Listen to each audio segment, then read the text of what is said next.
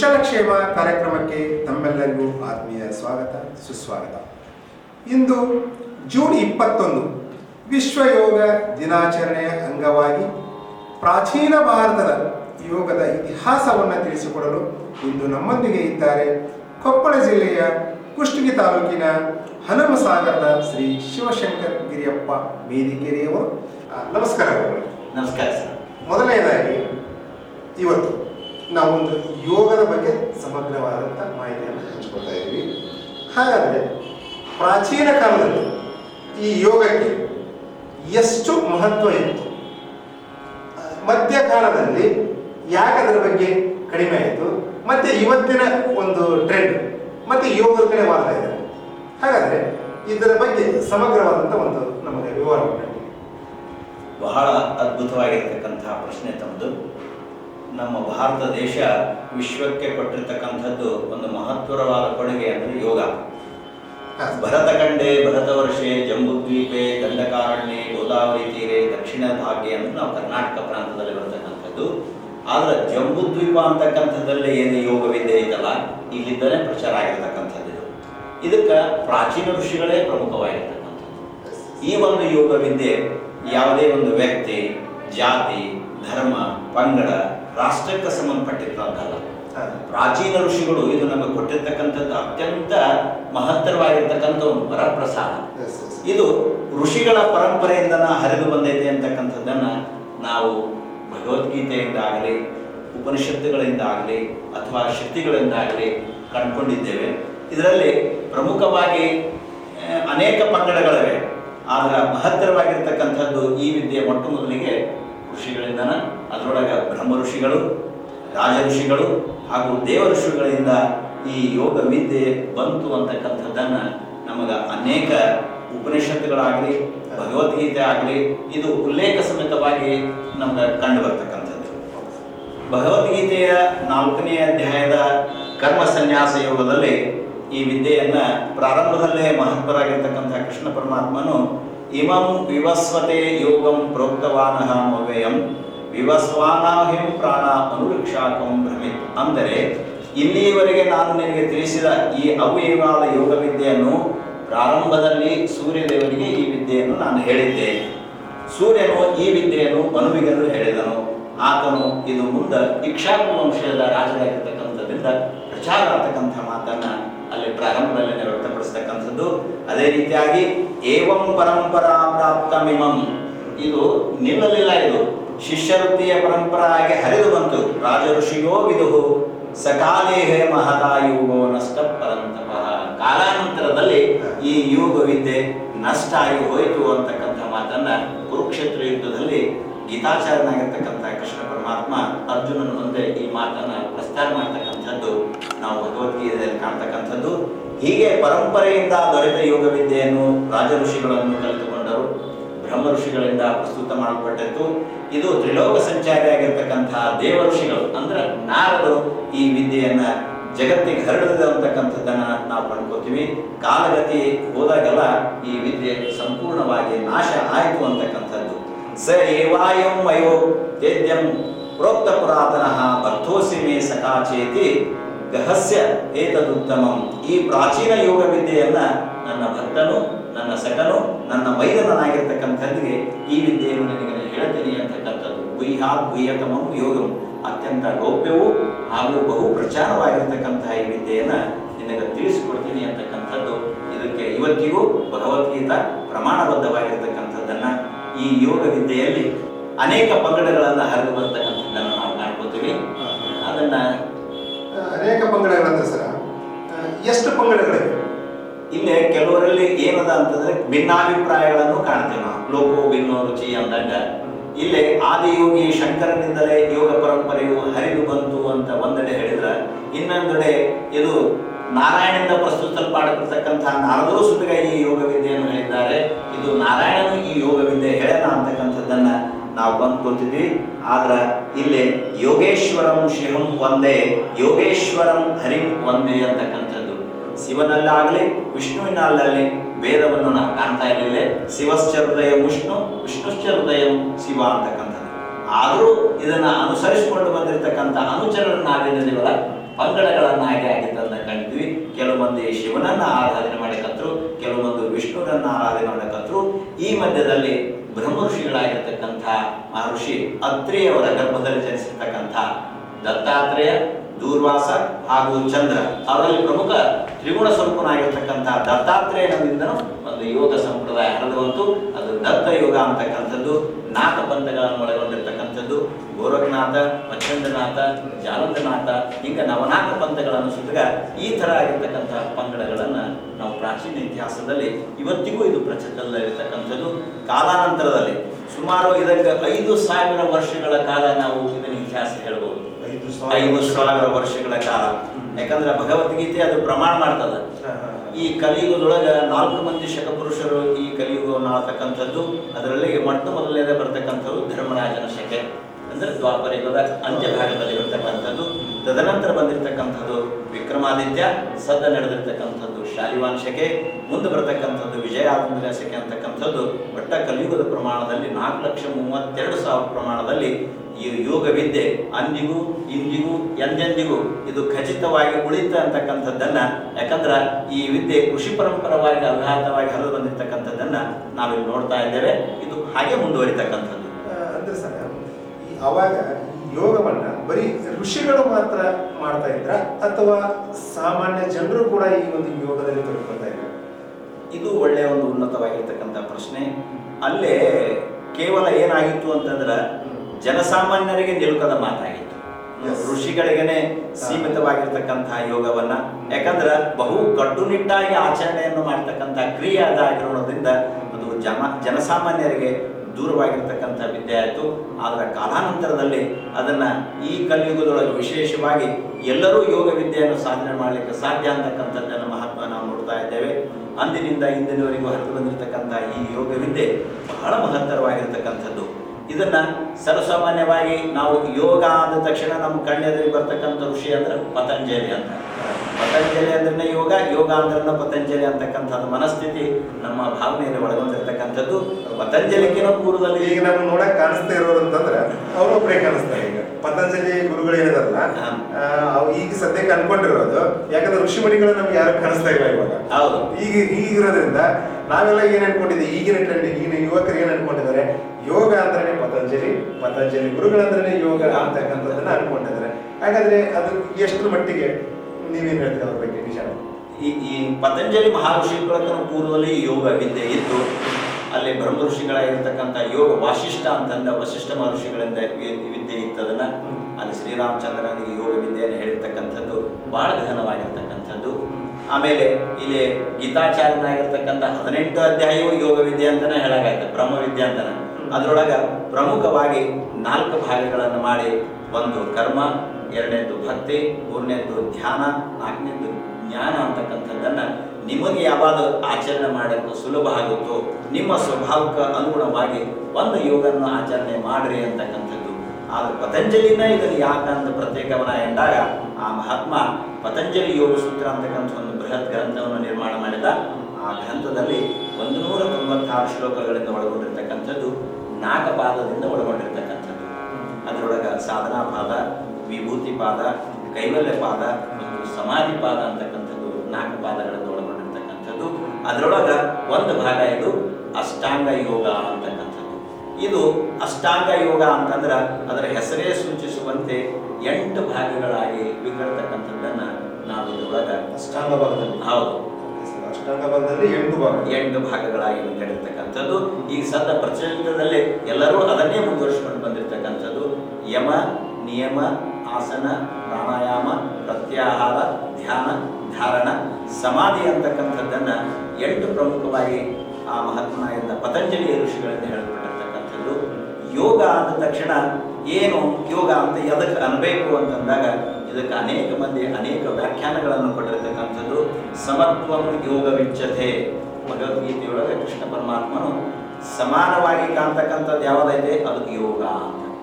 ಸಮದೃಷ್ಟಿ, ಸದಾ ಸಂತುಷ್ಟಿ.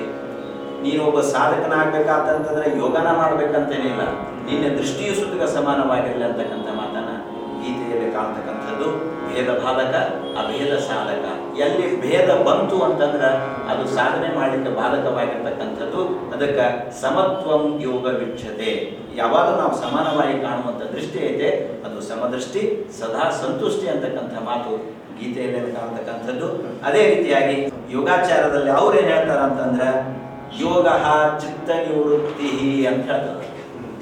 ಯೋಗದಿಂದ ಕೇವಲ ಮನಸ್ಸನ್ನು ನಿಲ್ಲಿಸಲಿಕ್ಕಾಗುತ್ತೆ ಹೊರತಾಗಿ ಅನ್ಯ ಏನನ್ನೂ ಮಾಡ್ಲಿಕ್ಕೆ ಸಾಧ್ಯ ಇಲ್ಲ ಅಂತ ಹೇಳ್ತಾರೆ. ಯಾಕಂದ್ರೆ ಅವ್ರದೊಂದು ಪ್ರಾರ್ಥನಾ ಶ್ಲೋಕ ಬರ್ತದ, ಯೋಗೇನ ಚಿತ್ತಸ್ಯ ಪದೇನ ವಾಚ ಮಲಂ ಶರೀರಂ ಚ ವೈದ್ಯಕೇನ ಯೋಪಾಕೋರೋತ್ತಮಂ ಪ್ರವರಂ ಮುನೀನಾಂ ಪತಂಜಲಿ. ಶ್ರೇಷ್ಠವಾಗಿರ್ತಕ್ಕಂಥ ಆ ಮಂತ್ರದಲ್ಲಿ ಮೊದಲನೇ ಶ್ಲೋಕ ಏನು ಹೇಳ್ತದೆ ಅಂತಂದ್ರೆ ಯೋಗೇನ ಚಿತ್ತಸ್ಯ, ಯೋಗದಿಂದ ಚಿತ್ತ ನಿರೋಧ ಆಗುತ್ತ ಹೊರತಾಗಿ ಅನ್ಯ ಕ್ರಿಯೆ ಆಗ್ಲಿಕ್ಕೆ ಸಾಧ್ಯ ಇಲ್ಲ ಅಂತಕ್ಕಂಥದ್ದು. ಪದೇನ ವಾಚ, ವ್ಯಾಕರಣ ಶಾಸ್ತ್ರದಿಂದ ಪದಗಳನ್ನು ಸುಧಾರಿಸ್ತೀವಿ ಹೊರತಾಗಿ ಈ ಯೋಗದಿಂದ ಸುಧಾರಣೆ ಮಾಡಕ್ಕಿಲ್ಲ ಅಂತಕ್ಕಂಥದ್ದು ಎರಡನೇ ವಿಚಾರವನ್ನು ಹೇಳ್ತಕ್ಕಂಥದ್ದು. ತದನಂತರ ವೈದ್ಯಕೇನೇಚ ಯೋಪಾಕರೋತ್ತಮಂ, ಒಂದೊಂದರಿಂದ ಒಂದೊಂದು ಶುದ್ಧಿಯನ್ನು ಮಾಡಿಕೊಳ್ಳಿ ಅಂತಕ್ಕಂಥ ಮಾತು. ಯೋಗದಿಂದ ಮನಸ್ಸನ್ನ, ವ್ಯಾಕರಣ ಶಾಸ್ತ್ರದಿಂದ ಮಾತಿನ ಶಬ್ದಗಳ ಅಲಂಕಾರ ಶಾಸ್ತ್ರವನ್ನ, ತದನಂತರ ವೈದ್ಯಕೀಯ ಶಾಸ್ತ್ರದಿಂದ ಶರೀರ ದೋಷವನ್ನು ಶುದ್ಧಿ ಮಾಡಿಕೊಳ್ಳಲಿಕ್ಕೆ ಹೇಳಿರತಕ್ಕಂಥ ಶ್ರೇಷ್ಠ ಮಹಾತ್ಮ ಮೂರೂ ಶಾಸ್ತ್ರವನ್ನು ಏಕಕಾಲಕ್ಕೆ ಪ್ರಸ್ತುತಪಡಿಸತಕ್ಕಂಥ ಪತಂಜಲಿ ಮಹರ್ಷಿ. ಆದ್ದರಿಂದ ನಾನು ನಿನಗೆ ಅಂಜಲಿಬದ್ಧನಾಗಿ ನಮಸ್ಕರಿಸುತ್ತೇನೆ ಅಂತಕ್ಕಂಥ ಮಾತು ಅವರು ಮೊದಲನೇ ಪ್ರಾರ್ಥನಾ ಶ್ಲೋಕದೊಳಗೆ ನಾವು ಕಂಡುಕೊಳ್ಳುವಂಥ ಸತ್ಯ. ಸರಿ, ಯೋಗದಲ್ಲಿ ಮಕ್ಕಳಿಗಾಗಿ ಒಂದು ಯೋಗ, ಮಧ್ಯ ವಯಸ್ಕರಿಗಾಗಿ ಒಂದು ಯೋಗ, ಮತ್ತೆ ವಯಸ್ಕರಿಗಾಗಿ ಒಂದು ಯೋಗ ಅಂತಕ್ಕಂಥದ್ದು ಏನಾದರೂ ಭಾಗಗಳಿವೆ? ಮಾಡ್ಕೋಬಹುದು. ನಾವು ಸರ್ವಸಾಮಾನ್ಯವಾಗಿ ಮಕ್ಕಳಿಗೆ ಅಂತಂದ್ರೆ ಆಸನಗಳೇ ಪ್ರಮುಖವಾಗಿರ್ತಕ್ಕಂಥದ್ದು. ಯಾಕಂದ್ರೆ ಎಲ್ಲಾ ವಿದ್ಯೆನೂ ಬಾಲ್ಯದಲ್ಲೇನೆ ಕಲೀಲಿಕ್ಕೆ ಶ್ರೇಷ್ಠವಾಗಿರ್ತಕ್ಕಂಥದ್ದು. ಈಗ ನಾವು ವಯಸ್ಸಾದವರಿಗೆ ಅವರಿಗೆ ಆಸನಗಳು ಮಾಡೋದ್ರೆ ಅಸಾಧ್ಯವಾಗಿರ್ತಕ್ಕಂಥದ್ದು. ಅವರಿಗೂ ಪ್ರತ್ಯೇಕವಾಗಿರ್ತಕ್ಕಂಥ ಅನೇಕ ಯೋಗಶಾಸ್ತ್ರದಲ್ಲಿ ಪತಂಜಲಿ ಮಹರ್ಷಿಗಳು ತಿಳಿಸಿಕೊಟ್ಟಿರ್ತಕ್ಕಂಥದ್ದು. ಆಮೇಲೆ ಯೋಗನೂ ಮಾಡದೆ ಆರೋಗ್ಯದಿಂದ ಇರಲಿಕ್ಕೆ ಸಾಧ್ಯ ಅಂತಕ್ಕಂಥ ಮಾತನ್ನು ಸುತ್ತಾಗ ಆ ಯೋಗಶಾಸ್ತ್ರದಲ್ಲಿ ನಾವು ಕಂಡುಕೊಳ್ತೇವೆ. ಹೇಗೆ ಸರ್ ಯೋಗನೂ ಮಾಡದೆ ಆರೋಗ್ಯದಿಂದ ಇರಲಿಕ್ಕೆ ಹೇಗೆ ಸಾಧ್ಯ? ಬಹಳ ಅದ್ಭುತವಾಗಿರ್ತಕ್ಕಂತಹ ಪ್ರಶ್ನೆ. ನಮ್ಮ ಆರೋಗ್ಯಕ್ಕೆ ಏನ್ ಬೇಕಾಗಿತ್ತೆ ಅಂತಂದ್ರೆ ಹೊಟ್ಟೆ ತುಂಬ ಮುದ್ದಿ, ಕಣ್ತುಂಬ ನಿದ್ದೆ, ಆಮೇಲೆ ಲದ್ದೆ. ಇವು ಮೂರು ಬರೋಬರಿ ಇದ್ದಿ ನೀನಿದ್ದಿ ಇಲ್ಲ ಮೂರು ತುಂಬ ಸುದ್ದಿ ಅಂತ. ಇದ್ರೊಳಗ ಒಂದೇ ಯಾವಾಗ ನಮಗೆ ಇನ್ ಬ್ಯಾಲೆನ್ಸ್ ಆಗ್ಯದ ಅಂತಂದ್ರ ನಮಗೆ ಯಾವ ಡಾಕ್ಟರ್ ಸ್ಕ್ಯಾನಿಂಗ್ ಮಾಡೋದು ಬೇಕಾಗಿಲ್ಲ. ನಾನು ಆರಾಮಿಲ್ಲ ಅಂತ ಕೈ ಎತ್ತಿ ಹೇಳ್ಬೋದು. ಹಾಗೆ ಪ್ರಾಚೀನ ಋಷಿಗಳು ಅಂದು ಕಂಡುಕೊಂಡಿರ್ತಕ್ಕಂಥ ಸತ್ಯ ಇವತ್ತಿಗೂ ಸತ್ಯವಾಗಿರ್ತಕ್ಕಂಥದ್ದು. ತ್ರಿಕಾಲ ಆಧಾರಿತವಾಗಿರ್ತಕ್ಕಂಥದ್ದೇ ಇದು ಯೋಗವಿದೆ. ಯೋಗನೂ ಮಾಡದೆ ಆಹಾರದಿಂದ ಯೋಗ ನಮಗೆ ನಿಯಂತ್ರಣ ಮಾಡಲಿಕ್ಕೆ ಫಸ್ಟಿಗೆ ಅವ್ರು ಏನು ಹೇಳ್ತಾರೆ ಅಂದ್ರೆ ಅಷ್ಟಾಂಗ ಯೋಗದಲ್ಲಿ ಬರ್ತಕ್ಕಂಥದ್ದು ಮೊದಲನೇ ಭಾಗವೇ ಯಮ ಅಂತ ಹೇಳ್ತಾರ. ಅಷ್ಟಾಂಗ ಭಾಗದ ಮೊದಲನೇ ಯಮ ಅಂತಂದ್ರೆ, ಯಮ ಅಂದ್ರೆ ಅರ್ಥ ಏನು? ಯಮ ಅಂತಕ್ಕಂತಹ ಶಬ್ದ ಉಪೇರಮೆ ಅಂತಕ್ಕಂಥ ಶಬ್ದದಿಂದ ನಿಷ್ಪನ್ನವಾಗ್ತಕ್ಕಂಥದ್ದು. ಯಮಂತೆ ಉಪರಮಂತೆ ನಿವೃತ್ತಂತೆ ಹಿಂಸಾದಿ ಇಂದ್ರಿಯ ಯಸ್ತೆ ಯಮಃ ಅಂತ. ಯಾವುದರ ಅನುಷ್ಠಾನ ಮಾಡೋದ್ರಿಂದ ಮನಸ್ಸಿನ ಹಿಂಸಾದಿ ಮತ್ತು ಅಶುಭ ಭಾವಗಳನ್ನು ತೊಲಗಿಸಿ ಮನಸ್ಸು ಆತ್ಮನಲ್ಲಿ ಕೇಂದ್ರೀಕೃತವಾಗಿತ್ತು, ಅದಕ್ಕೆ ಯಮ ಅಂತ. ಅದಕ್ಕೆ ಮೊದಲನೇ ಭಾಗದೊಳಗೆ ಯಮ ಅಂತಕ್ಕಂಥದ್ರಲ್ಲಿ ಪತಂಜಲಿ ಮಹರ್ಷಿಗಳು 5 ವಿಧಾನಗಳನ್ನು ಹೇಳ್ತಕ್ಕಂಥದ್ದು. ಈ ಯೋಗ ವಿದ್ಯೆಯಲ್ಲಿ ಅತ್ಯಂತ ಶ್ರೇಷ್ಠವಾಗಿರ್ತಕ್ಕಂಥದ್ದು ಯಾಜ್ಞವಲ್ಕ್ಯ ಮಹರ್ಷಿಗಳಂತರು. ಅವರು 10 ಭಾಗಗಳನ್ನಾಗಿ ಹೇಳ್ತಕ್ಕಂಥದ್ದು. ಆದಾಗ್ಯೂ ಕನಿಷ್ಠ 5 ಮಾತ್ರ ನಾವು ಆಚರಣೆ ಮಾಡಿದರೆ ಸುಲಭವಾಗಿ ನಾವು ಪಾರಾಗ್ತೇವೆ ಅಂತಕ್ಕಂಥ ಮಾತು ಇಲ್ಲೇ. ಸತ್ಯ, ಅಹಿಂಸೆ, ಆಸ್ತೇಯ, ಅಪರಿಗ್ರಹ, ಬ್ರಹ್ಮಚರ್ಯ ಅಂತಕ್ಕಂಥದ್ದು 5 ಮಾತನ್ನ ಇಲ್ಲಿ ಏನಂತಾರ ಅಂತ ಅಂತರೇಂದ್ರಿಯ ನಿಗ್ರಹ. ಎಲ್ಲಿಯವರೆಗಿನ ನಮ್ಮ ಒಳಗಿನ ಮನಸ್ಸುಗಳು ನಮಗೆ ಸಹಕಾರ ಕೊಡೋದು ಅಲ್ಲಿಯವರೆಗಿನ ಹೊರಗಿನ ಯಾವ ಕಾರ್ಯಗಳನ್ನು ಆಗಲಿಕ್ಕೆ ಸಾಧ್ಯ ಇಲ್ಲ ಅಂತಕ್ಕಂಥದ್ದು.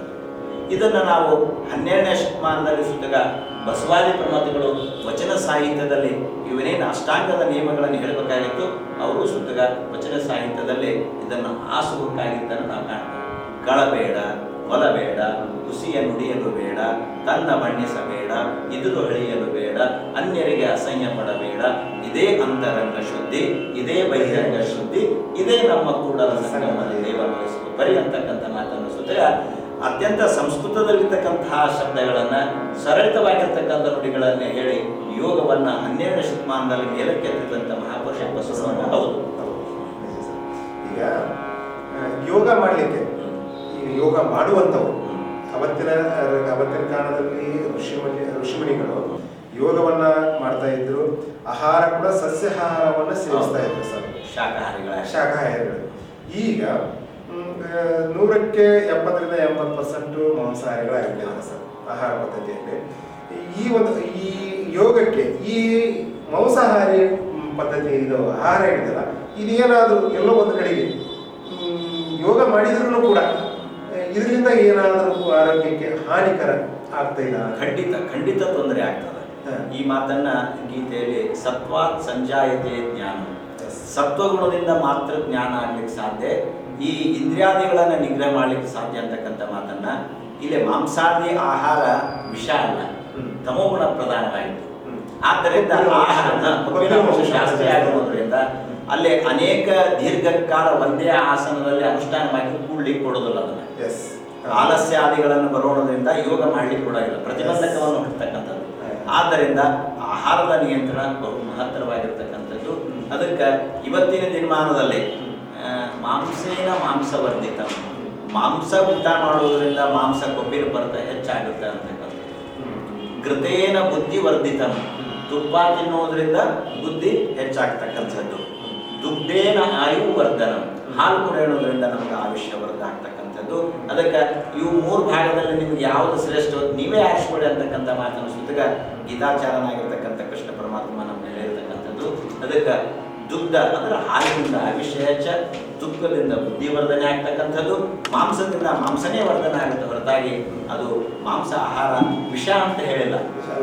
ಹಾಗಾದ್ರೆ ಇವಾಗ ನಾವು ಯೋಗ ಮಾಡಿದ್ರು ಕೂಡ ದಿನನಿತ್ಯ ಮಾಂಸ ಸೇವಿಸಿದ್ರೆ ಯೋಗ ಮಾಡಿದ್ರು ಪ್ರಯೋಜನ ಇಲ್ವಾ ಅಂತ ಅನ್ಸುತ್ತೆ. ಕೆಲವು ಆಸನಗಳನ್ನ ನಾವು ಯಮ ನಿಯಮ ಫಸ್ಟ್ ಧರ್ಮ ಪಾಲನೆ ಮಾಡು ಅಂತ ಹೇಳೋ ಕಾಲಕ್ಕೆ ಯಮದಲ್ಲಿ ಬರ್ತಕ್ಕಂಥದ್ದೇ ಒಂದೇದೇನಂದ್ರೆ ಸತ್ಯ ಅಂತ. ಸತ್ಯ ಅಂದ ತಕ್ಷಣ ಅವನು ಧರ್ಮವಂತನಾಗಿರಬೇಕು, ಸತ್ಯವಂತನಾಗಿರಬೇಕು. ವ್ಯವಹಾರದಲ್ಲೇ ಅಡ್ಡಿಲ್ಲಪ್ಪ ಅವನು ಚಲೋ ಇದ್ದಾನ. ನಾವು ಸಾಮಾನ್ಯವಾಗಿ ಒಂದು ನೋಡ್ಬೋದು, ಮಹಾತ್ಮ ಗಾಂಧೀಜಿಯವರು ಸತ್ಯ ಹರಿಶ್ಚಂದ್ರ ನಾಟಕ ನೋಡಿದ್ದ ಸತ್ಯವನ್ನೇ ಹೇಳಬೇಕಂತ ನಿರ್ಣಯ ತಗೊಂಡ್ರು. ಯಾಕಪ್ಪ ಅವತ್ತಿನ ದಿವಸ ಮಹಾತ್ಮ ಗಾಂಧೀಜಿ ಒಬ್ಬರು ಆ ನಾಟಕ ನೋಡಿದ್ದೆ, ಉಳಿಕೆದಾಗ ನೋಡಿದ್ದಿಲ್ಲ ನಾನು. ಯಾಕಂತಂದ್ರೆ ಅವತ್ತಿನ ದಿವಸ ಅವರ ಅಂತಃಕರಣಗಳು ಅಷ್ಟು ನಿರ್ಮಲವಾಗಿದ್ದವು. ಅದಕ್ಕೆ ಅಂತಃಕರಣಗಳ ನಿರ್ಮಲ ಆಗ್ಬೇಕಂತಂದ್ರೆ ಸತ್ವಪೂರಿತ ಆಹಾರ ಬಹಳ ಅವಶ್ಯವಾಗಿರ್ತಕ್ಕಂಥ. ಅಂದಾಗ ಮಾತ್ರ ಈ ಥರದ ನಿರ್ಣಯ ತಗೊಳ್ಳಿಕ್ಕೆ ಸಾಧ್ಯ ಆಗುತ್ತೆ ಅಂತಕ್ಕಂಥದ್ದು ಮಾತು ಸತ್ಯವಾಗಿರ್ತಕ್ಕಂಥದ್ದು. ಅದಕ್ಕೆ ಮೊದಲೇದು ಸತ್ಯ ಅಂತಕ್ಕಂಥ ಮಾತನ್ನು ಅಲ್ಲಿ ಹೇಳ್ತಕ್ಕಂಥದ್ದು. ಆಮೇಲೆ ಹಿಂಸೆ ಅಂತ ಬರ್ತದೆ. ಕಾಯ ವಾಚ ಮನಸ್ಸ ತ್ರಿಕರಣಪೂರ್ವಕವಾಗಿ ಹಿಂಸೆ ಮಾಡದೇ ಇರ್ತಕ್ಕಂಥದ್ದು. ಮಾತಿನಿಂದಲಾಗಲಿ, ಬಡಿಯೋಣ ಪ್ರಾಣದಿಂದನಾಗಲಿ, ದೇಹದಿಂದನಾಗಲಿ ಹಿಂಸಾದಿಗಳ ನೀನು ಮಾಂಸಾಹಾರ ಪ್ರಾಣಿನ ಕೊಂದು ತಿಂದು ಬದುಕಬೇಕು ಅಂತಂದ್ರೆ ಒಂಥರ ಹಿಂಸೆನ ಅದು. ಸಸ್ಯಾಹಾರ ಸಾಕಷ್ಟು ಶಕ್ತಿಯುತವಾಗಿರ್ತಕ್ಕಂಥ ಆಹಾರ ಲಭ್ಯದೆ, ಅದನ್ನು ಸ್ವೀಕಾರ ಮಾಡ್ತಕ್ಕಂಥದ್ದು ಉತ್ತಮ ಅಂತಕ್ಕಂಥದ್ದನ್ನ ಪತಂಜಲಿ ಮಹರ್ಷಿಗಳನ್ನ ಯೋಗದಲ್ಲಿ ಸಿದ್ಧ ಮಾಡಿರ್ತಕ್ಕಂಥದ್ದು. ಈಗ ಎಲ್ಲರೂ ಕೂಡ ಈ ಒಂದು ಯೋಗದಲ್ಲಿ ತೊಡ್ಕೊಂಡು ಬಂದಿದ್ರೆ, ಯೋಗ ಕಾರ್ಯಕ್ರಮವನ್ನು ಮಾಡ್ತಾ ಬಂದಿದ್ರೆ ಇವತ್ತು ನಾವು ಇಂಥ ಒಂದು ಕರೋನಾ ರೋಗಕ್ಕೆ ತುತ್ತಾಗ್ತಿರ್ಲಿಲ್ವೇನೋ ಅಂತ ಅನ್ಸುತ್ತೆ. ಎಲ್ಲೋ ಒಂದು ಕಡೆ ಬಹಳ ಮುಖ್ಯವಾಗಿರ್ತಕ್ಕಂಥದ್ದು, ಆರೋಗ್ಯಕ್ಕೆ ಮುಖ್ಯವಾಗಿರ್ತಕ್ಕಂಥದ್ದು ಯೋಗ ಅನ್ನೋದು ಎಲ್ಲರಿಗೂ ಗೊತ್ತಿದೆ.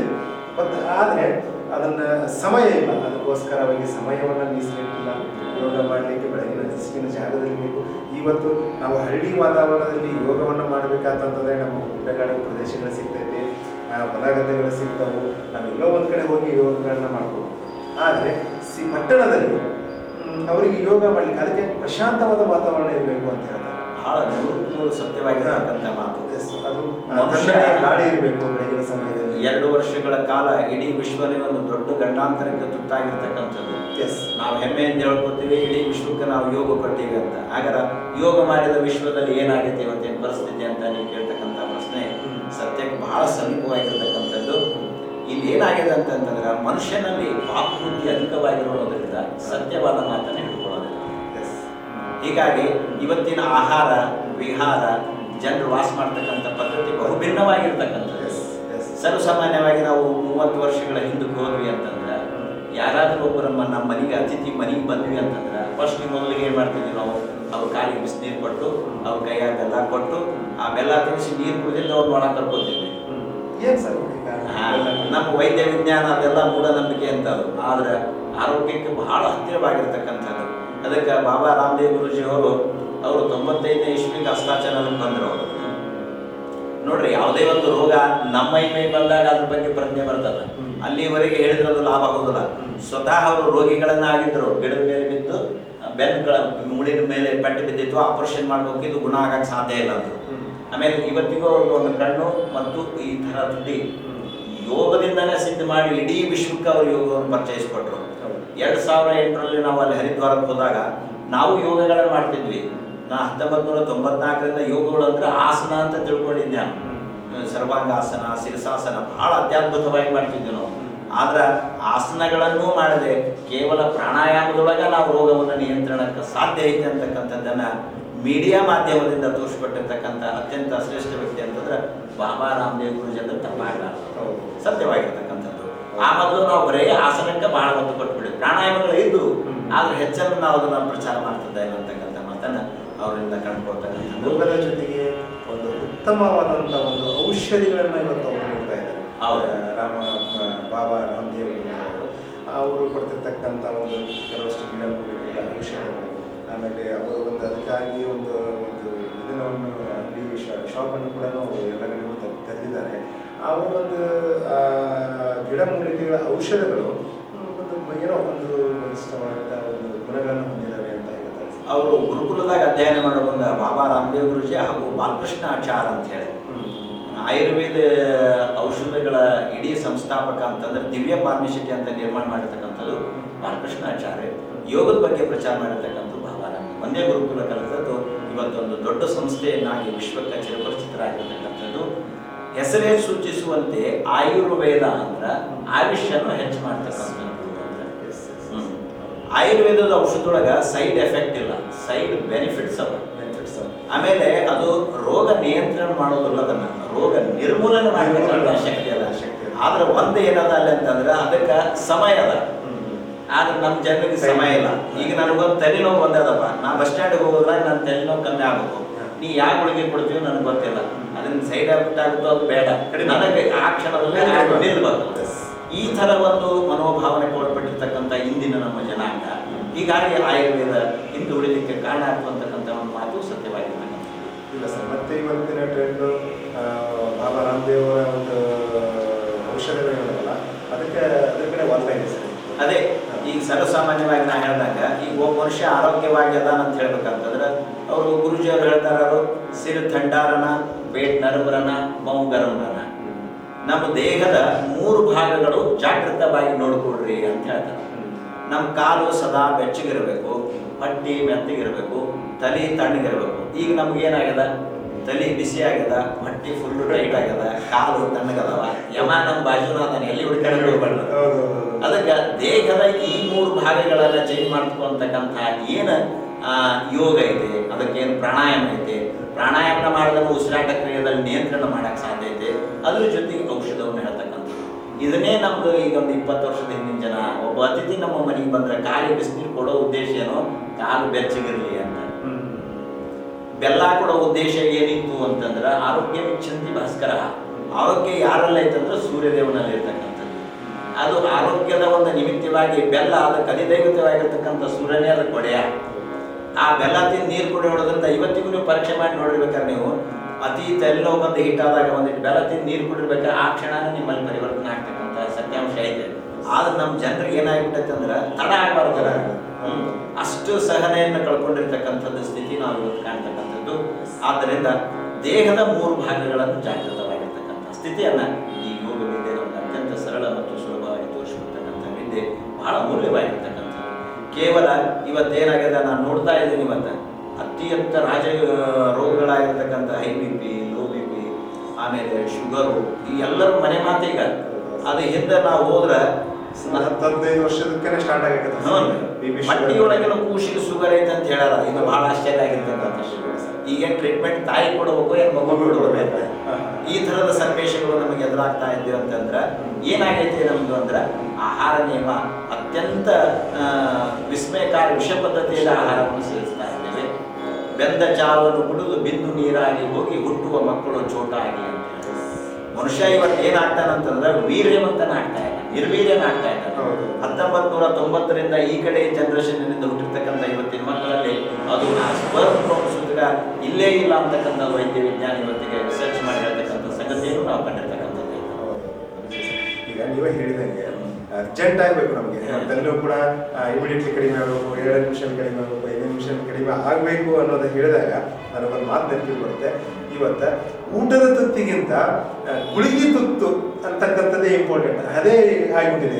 ಗುಳಿಗೆ ತುತ್ತು ಊಟದಿಲ್ಲ, ಊಟ ಬಿಟ್ಟರು ನಡೀತಿದೆ, ಗುಳಿಗೆ ಮಾತ್ರ ಬೇಕು. ಈಗ ಅಷ್ಟು ಅಡಾಪ್ಟ್ ಆಗಿಬಿಟ್ಟಿದ್ದಾರೆ ಜನ. ಊಟದ ತುತ್ತಿಗಿಂತ ಗುಳಿಗೆ ತುತ್ತು ಅನ್ನೋದು. ಇದಕ್ಕೆ ಏನಾಗೈತೆ ಅಂತಂದ್ರೆ ದೇಹದಲ್ಲಿ 2 ಪ್ರಬಲ ಇಂದ್ರಿಯ, ಒಂದು ರಸನೇಂದ್ರಿಯ, 2ನೇದು ಜನನೇಂದ್ರಿಯ. ಅದಕ್ಕೆ ವಚನ ಸಾಹಿತ್ಯದ ಬ್ರಹ್ಮನಾಗಿರ್ತಕ್ಕಂಥ ತ್ರಿಪದಿ ಸಾಹಿತ್ಯದಲ್ಲಿ ಸರ್ವಜ್ಞ ಒಂದೇ ಮಾತು ಹೇಳ್ತಾನೆ, ಏನು? ಕೈ ಬಾಯಿ ಕಚ್ಚೆ ತನ್ನ ಇಚ್ಛೆಯಲ್ಲಿದ್ದರೆ ಅಚ್ಯುತನಪ್ಪ ಅಜನಪ್ಪ ಲೋಕದೋಳ್ ನಿಶ್ಚಿಂತನಪ್ಪ ಸರ್ವಜ್ಞ ಅಂತ ಹೇಳ್ತಾನೆ. ಆದ್ರೆ ಇವತ್ತಿನ ಯುವ ಜನಾಂಗದಿಂದ ಹಿಡಿದು ಇತ್ತೀಚಿನ ಜನರೇಷನ್ ಏನಾಗ್ಯಾವ ಅಂದ್ರೆ ಸತತ ಬಾಯಿಯೊಳಗೆ ಗುಡ್ಡ ಆಡ್ತಿರ್ತದ. ಎಷ್ಟೋ ನನ್ನ ಹುಡುಗ್ರ ಕಣ್ಣಿಂದ ನೋಡಿದ ಆ ಗುಡ್ಡ ಹಲ್ಲ ಇಟ್ಕೊಂಡು ಹಲ್ಲು ಗಟ್ಕರ್ಸಿ ತೆಗಿಯಾಕ ಬರಲಾರ್ದಂಗ ಆಗ್ಯಾವ. ಮತ್ತೆ ಹುಡ ಬಂದು ಕ್ಯಾನ್ಸರ್ ಸತ್ತಿದ್ದನ್ನು ನೋಡಿದ್ದೇವೆ. ಅದಕ್ಕೆ ಇವತ್ತಿನ ದಿನಮಾನದ ಆಹಾರ ಫುಲ್ಲು ವಿಷಯುಕ್ತವಾಗ್ತದೆ. ಪದ್ಧತಿ ಬಹಳ ವಿಭಿನ್ನವಾಗಿರ್ತಕ್ಕಂಥದ್ದು. ಯಾವ ಹ್ಯಾಂಗ್ ತಗೋಬೇಕು, ಹೆಂಗೆ ಊಟ ಮಾಡಬೇಕು ಅನ್ನೋ ಸುತ್ತಗನೂ ಇಲ್ಲ. ಅದಕ್ಕೆ ನಾವು ಹೇಳ್ತಕ್ಕಂಥ ಯೋಗದಲ್ಲಿ ಲದ್ದಿ ಹೆಂಗೆ ಒಗಿಬೇಕು, ಮುದ್ದಿ ಹೆಂಗೆ ತಿನ್ನಬೇಕು, ನಿದ್ದಿ ಹೆಂಗೆ ಮಾಡಬೇಕು ಅಂತಕ್ಕಂಥದ್ದು ಒಂದು ಯೋಗದ ಸೃಷ್ಟಿ ಮಾಡಿ ನಾವು ಇತ್ತೀಚಿನ ಮೊನ್ನೆ ಯೋಗ ದಿನಾಚರಣೆದ ನಿಮಿತ್ತವಾಗಿ ನಮ್ಮ ಹಂಸಾರಲ್ಲಿ ನಡೆದ ಕ್ಯಾಂಪಿಗೆ ಮೊಟ್ಟ ಮೊದಲನೇದು ಹೇಳೋದಾರ ಲದ್ದಿ ಒಗ್ಯದ. ಇವತ್ತಿನ ನಮ್ಮ ಯುವಕರಿಗೆ ಫಸ್ಟಿಗೆ ಏನು ಹೇಳ್ತಾರೆ, ನಾನು ಮುಂಜಾನೆ ಸಂಡಾಸ ಬರಲ್ರಿ, ಚೀಟ್ ಹಾಕೋಬೇಕು, ಚಹಾ ಕುಡಿಬೇಕು, ಪೇಪರ್ ಓದಬೇಕು. ಆದ್ರೆ ಒಂದು ಲದ್ದಿ ಒಗ್ಯಕ್ಕೆ ಎಷ್ಟು ಸರ್ಕಸ್ ಸಹಿಸಿರುವುದು ಅಂತಂದ್ರೆ ಇನ್ನು ಮುಂದಿನ ಆರೋಗ್ಯದ ಗತಿ ಹೆಂಗೆ ನಿಜ ಸರ್, ನಿಜ. ಈಗ ಊಟ ಮಾಡುವ ಕೂಡ ಒಂದು ಪದ್ಧತಿ ಅಂತ ಹೇಳ್ತಾರೆ. ಇವತ್ತಿನ ಗತಿ ಅವತ್ತು ಡೈನಿಂಗ್ ಟೇಬಲ್ ಕುರ್ಚಿಗಳು ಇರಲಿಲ್ಲ ಸರ್. ಕೂತು ಊಟ ಮಾಡೋದ್ರಿಂದ ಆರೋಗ್ಯಕ್ಕೆ ಎಲ್ಲಾದರೂ ಒಂದು ಕಡೆ ಒಳ್ಳೆ ಆರೋಗ್ಯನ ಸೃಷ್ಟಿ ಮಾಡಲಿಕ್ಕೆ ಇಂಥ ಕಾರಣ 100% ಸಾಧ್ಯ ಇದೆ. ಯಾಕಂದ್ರೆ 9 ಹೊತ್ತು ಉಂಡವ್ ಯೋಗಿ, 2 ಹೊತ್ತು ಉಂಡವ್ ಹೋಗಿ, 3 ಹೊತ್ತು ಉಂಡವ್ ಹೋಗಿ, 4 ಹೊತ್ತು ಉಂಡವ್ ಹೊತ್ಕೊಂಡು ಹೋಗಿ. ನೀವೇ ಮಾರ್ಕ್ ಮಾಡ್ಕೊಂಡ್ಬಿಡಿ, ನೀವೇ ಯಾವ ಜಾಗದಾಗ. ಅದಕ್ಕೆ ಇಲ್ಲಿ ಊಟ ಪದ್ಧತಿ ಏನಂತಂದ್ರೆ ಹಸುವನ್ನ ಸಂಪೂರ್ಣವಾಗಿ 4 ಭಾಗ. ಆದ್ರೆ ಒಂದೇನಾಗ್ಬೇಕಂದ್ರೆ ಹಸು ಸಂಪೂರ್ಣ ಆಗ್ಬೇಕು. ನಮ್ಗೆ ಸಂಪೂರ್ಣ ಹಸಿವಾಗದ ಊಟ ಮಾಡಬಾರದು ಅಂತ ಒಂದು ನೇಮ. ಹಸಿವೆ ಇಲ್ಲದಿದ್ದರೆ ಹಸಿವನ್ನ ಸಂಪೂರ್ಣ ಹಸಿವಾದಾಗ 3 ದಿವಸದಿಂದ ಹಳಸಿದನ್ನ ಉಂಡ್ರೆ ಅದಕ್ಕೆ ಆರೋಗ್ಯಕ್ಕೆ ಒಳ್ಳೆಯ ಕೊಡ್ತದೆ. ಇವತ್ತು ಇಷ್ಟೆಲ್ಲ ಪೌಷ್ಟಿಕ ಆಹಾರ ತಿಂತಿದ್ರು ಇವ ಯಾಕೆ ವೀರ್ಯವಂತನಾಗ್ತಾ ಇಲ್ಲ ಅಂತಂದ್ರೆ ಅದ್ರ ಸೇವನೆ ಸರಿಯಾಗಿಲ್ಲ ಅಂತೇಳಿ ಹೇಳ್ತಾರೆ. ಅಸಿಡಿಟಿ, ಗ್ಯಾಸ್ಟ್ರಬಲ್, ಮಲಬದ್ಧತೆ ಇವೇ 3 ಬಂದೆ. ಇವತ್ತೊಂದು ಮಹಿಳೆ ಬಂದಿಲ್ಲ ಇವತ್ತ, ನನ್ನ ಕನಸು ಭಾಳ ಬಿಡ್ತಾವ್ರಿ, ಒಂದು ಅಂತರ ಕೊಟ್ರೆ ಅಂತ. ನೋಡುವ ಅಂತರ ಕಟ್ಟಿದ ಕನಸು ಬಿಡೋದು ಕಮ್ಮಿ ಆಗಾಗಿಲ್ಲ, ನೀನು ನಿದ್ದೆ ಮಾಡಬೇಡ ಹಂಗೆ. ಮಕ್ಕಳೆಲ್ಲ ಹೆಂಗಪ್ಪ ಅಂತಾಳೆ. ಅದಕ್ಕೆ ಇಲ್ಲಿ ಆಹಾರ ಪದ್ಧತಿ ರಜೋಗುಣ ಪ್ರವೃತ್ತಿ ಆಗಿರೋದ್ರಿಂದ ಪಿತ್ತ ವಿಕಾರದಿಂದ ಕನಸುಗಳನ್ನು ಬಿಡ್ತಕ್ಕಂಥದ್ದು ಆಹಾರ ಪದ್ಧತಿಯ ತಪ್ಪು ಅಂತಾನೆ ಹೇಳ್ತಕ್ಕಂಥದ್ದು. ಅದಕ್ಕೆ ನಮ್ಮ ಋಷಿಮನಿಗಳು ಪೂರ್ವದಲ್ಲಿ ಕಂಡುಕೊಂಡಿರ್ತಕ್ಕಂಥ ಪರಮ ಸತ್ಯ ಏನು ಅಂತಂದ್ರೆ ಲಂಘನಂ ಪರಮ ಔಷಧಂ. ಅವ್ರು ಒಂದೇ ಮಾತನ್ನ ಹೇಳ್ತಾರೆ. ಆರೋಗ್ಯದ 3 ಗುಟ್ಟು ಏನು ಅಂತಂದ್ರೆ ಉಪವಾಸ ಅಂತ ಹೇಳ್ತಾರೆ. ಪ್ರತಿ ವರ್ಷನೂ ಏನಾಗುತ್ತೆ ಅಂತಂದ್ರೆ ನೆಗಡಿ, ಕೆಮ್ಮು, ಜ್ವರ ಬಂದೇ ಬರ್ತದೆ. ಯಾವಾಗ ಬರ್ತದೆ ಹೇಳಿದ್ರೆ 1 ನವೆಂಬರ್ದಾಗ ಬರ್ತದೆ, 2ನೇದು ಈ ಜೂನ್ ಒಳಗೆ ಬರ್ತದೆ. ಯಾಕಂದ್ರೆ ಕಾರಣ ಏನಂತಂದ್ರೆ ಮಾನ್ಸೂನ್ ಮಾರುತಗಳು ಚೇಂಜ್ ಆಗ್ತವೆ. ಬೇಸಿಗೆಯ ಕಾಲ ಇದ್ದಾಗ ಹೊರಗೆ ಉಷ್ಣಾಂಶ ಇತ್ತು ಅಂತಂದ್ರೆ ದೇಹದೊಳಗೆ ಶೀತಾಂಶ ಇರ್ತದೆ. ನಿಸರ್ಗಕ್ಕೆ ನಮ್ಮ ದೇಹ ವಿರುದ್ಧ ದಿಕ್ಕಿನಲ್ಲಿ ಇರ್ತದೆ. ಅದಕ್ಕೆ ದೇಹದೊಳಗಿನ ಉಷ್ಣ ಹೋಗಿ ಶೀತ ಹೊರಗಡೆ ಬರಬೇಕಾತಂದ್ರೆ ಪ್ರತಿಯೊಂದು ಜೀವಿಗೂ ಕೆಮ್ಮು, ನೆಗಡಿ, ಜ್ವರ ಬಂದೇ ಬರ್ತಾವ. ಆದ್ರೆ ಇದು ಇವತ್ತು ಈ ಶಬ್ದ ಏನದಂದ್ರೆ ಬಹಳ ಭಯಾನಕ ಆಗಿಬಿಡುತ್ತೆ. ಕೋವಿಡ್ ಪಾಸಿಟಿವ್ ಅಂದ್ಬಿಟ್ರೆ ಮುಗಿತು. ರೋಗಿಯನ್ನು ಕೊಲ್ಲುವುದಕ್ಕಿಂತ ಮುಂಚಿತವಾಗಿ ಭಯ ಅವನನ್ನು ತೀವ್ರವಾಗಿ ಮಾತ್ರ ಹೇಳಂಗಿಲ್ಲ. ಈಗ ಅಂತ ಒಂದು ಸ್ಥಿತಿ ಬಂದಿರತಕ್ಕಂಥದ್ದು. ಮಂಗಳನ ಅಂಗಳಕ್ಕೆ ಹಾರಾಚಿದ್ದಾಗರು ತಮ್ಮ ಅಂಗಳದಾಗ ಕಾಲಿಡಾಕ ಹಂಚಾಕತ್ತಾರೆ. ಅಂಥ ಒಂದು ಪರಿಸ್ಥಿತಿ ಸಿದ್ಧವಾಗಿರ್ತಕ್ಕಂಥದ್ದು. ಆದ್ರೆ ನಿಸರ್ಗದ ಮುಂದೆ ಮನುಷ್ಯ ಬಹಳ ಕುಚ್ಚ. ವೈದ್ಯ ವಿಜ್ಞಾನ ಏನನ್ನೂ ಮಾಡಲ್ಲ. ಆದ್ದರಿಂದ ಋಷಿಗಳು ಅಂದಿನ ಕಾಲದಲ್ಲಿ ಯಾವ ಸ್ಕ್ಯಾನಿಂಗ್ ಇದ್ದಿಲ್ಲ, ಟೆಸ್ಕೋಪ್ ಇದ್ದಿಲ್ಲ, ಸೂಕ್ಷ್ಮದರ್ಶಕ ಯಂತ್ರಗಳಿದ್ದಿಲ್ಲ. ಅಂದಿನ ದಿವಸ ಅವರು ಪರಮ ಸತ್ಯವನ್ನು ಕಂಡುಕೊಂಡಿರ್ತಕ್ಕಂಥದ್ದು.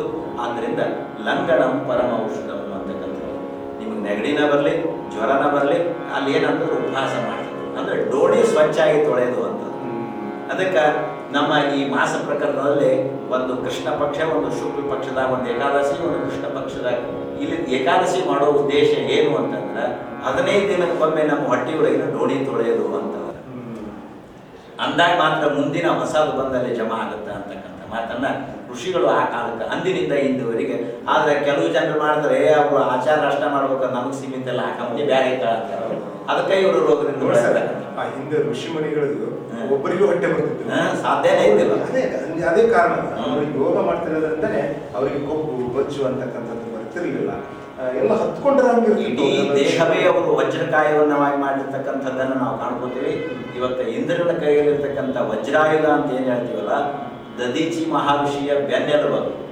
ಮತ್ತು ಆ ಬೆನ್ನೆಲುಬು ಅಷ್ಟು ವಜ್ರ ಆಗೈತೆ ಅಂದ್ರೆ ಮತ್ತೆ ಆ ಋಷಿ ಆಗಿರ್ಬೋದು ನೋಡ್ರಿ. ಅವರ ದೇಹದೊಳಗಿರ್ತಕ್ಕಂಥ ಅಸ್ಥಿಗಳು ಸುತ್ತಲ ಯೋಗಗಳನ್ನಾಗಿ ಪರಿವರ್ತನೆ ಮಾಡಿರ್ತಕ್ಕಂಥ ಪರಮ ಸತ್ಯವನ್ನು ನಾವು ಕಾಣ್ತೀವಿ. ಮುಖ್ಯ ಏನು ಬಂದೈತೆ ನಮ್ಗಂತಂದ್ರೆ, ನಂಬಿದರೆ ಭಯವಿಲ್ಲ, ನಂಬದಿದ್ದರೆ ಬದುಕಿಲ್ಲ, ನಂಬಿಯೂ ನಂಬದ ಇಬ್ಬಂದಿಯು ನೀನು ಅಂತ ಹೇಳ್ತಾನೆ. ಅದಕ್ಕೆ ನೀನು ಮೊದಲು ಏನಂತಂದ್ರೆ ಒಂದು ವಸ್ತುವನ್ನು ನಂಬು ಅಂತ ಹೇಳ್ತಾನೆ. ಅದಕ್ಕೆ ನಂಬಿಗಿಲ್ಲ ಅದನ್ನ ಇವತ್ತು ರೋಗಕ್ಕೆ ತುತ್ತಿಗಾಗಿರೋ ಹೊರತಾಗಿ ನಾವು ಯಾರೂ ಅದರಿಂದ ನಿಸರ್ಗ ನಮ್ಮನ್ನು ಕಾಪಾಡ್ತದೆ. ಎಲ್ಲದಕ್ಕೂ ಕಾಲವೇ ಉತ್ತರಿಸುವುದು. ಇವತ್ತು ಇಡೀ ವಿಶ್ವದಿಂದ ಹಿಡಿದು ಭಾರತ ವಿಶ್ವಕ್ಕೆ ಯೋಗ ಕೊಟ್ಟೈತೆ ಅಂತ ಹೇಳ್ತೇವೆ. ಆ ಯೋಗ ಪರಿಪಾಲನೆ ಮಾಡ್ತಕ್ಕಂಥದ್ದು ಬರಬೇಕಂದ್ರೆ ಅದು ಯೋಗ ಅಂತ. ಅದಕ್ಕೆ ಗೀತೆಯೊಳಗೆ ಕೃಷ್ಣ ಪರಮಾತ್ಮನೇ ಅನನ್ಯ ಚಿಂತಾಯಂತೋ ಮಾನ್ ಯೇ ಜನ ಪರಿಭಾಸತೆ ನಿತ್ಯಾಂ ತೇಷಾಂ ಇತ್ಯುಕ್ತಾನ. ನೀನು ಯೋಗನೂ ಕೊಡ್ತೀನಿ ಮತ್ತು ಕ್ಷೇಮವಾಗಿರ್ತೀನಿ ಅಂತಕ್ಕಂಥ ಮಾತನ್ನ ಆಜ್ಞೆ ಹೇಳ್ತಕ್ಕಂಥದ್ದು. ಅದಕ್ಕೆ ನಾವೇನು ಮಾಡ್ಬೇಕಂದ್ರೆ, ನಂಬಿದರೆ ಭಯವಿಲ್ಲ, ನಂಬದರೆ ಬದುಕಿಲ್ಲ ಅಂತಕ್ಕಂಥ ಮಾತನ್ನ ಮೊದಲು ಒಂದು ವಸ್ತುವಿನ ಮೇಲೆ ನಾವು ವಿಶ್ವಾಸ ಇಡುವಂತಕ್ಕಂಥ ಮನಸ್ಸು ನಮಗೆ ಬಂದಾಗ ಅದ ಒಂದು ಯೋಗ ಅಂತ. ಸರ್ ಮತ್ತೆ ಚರ್ಚೆ ಮಾಡೋಣ, ಒಂದು ಬ್ರೇಕ್ ನಂತರ ಮತ್ತೆ ಸಣ್ಣ ಚರ್ಚೆ ಮಾಡೋಣ ಸರ್. ಈ ಕಾರ್ಯಕ್ರಮದ ಪ್ರಾಯೋಜಕರು Sai Datta multi speciality hospital, Kushtagi road, Sairam ದೇವಸ್ಥಾನ ಎದುರು, ಗಜೇಂದ್ರಗಡ, ಜಿಲ್ಲಾ ಗದಗ. ಸಾಯಿ ದತ್ತ ಮಲ್ಟಿ ಸ್ಪೆಷಾಲಿಟಿ ಹಾಸ್ಪಿಟಲ್ನಲ್ಲಿ ತಜ್ಞ ವೈದ್ಯರ ಲಭ್ಯವಿರುತ್ತಾರೆ. ಡಾಕ್ಟರ್ ಶರತ್ ಕುಮಾರ್, ನವಜಾತ ಶಿಶುಗಳ ತಜ್ಞರು, ಬೆಂಗಳೂರು. ಡಾಕ್ಟರ್ ಮಹಾಂತೇಶ್ ಹಳೆಮನಿ, ಎಲುಬು ಕೀಲುಗಳ ತಜ್ಞರು, ಹುಬ್ಬಳ್ಳಿ. ಹಾಗೆ ಡಾಕ್ಟರ್ ರಾಜೀವ್ ಶಾ, ಸರ್ಜನ್.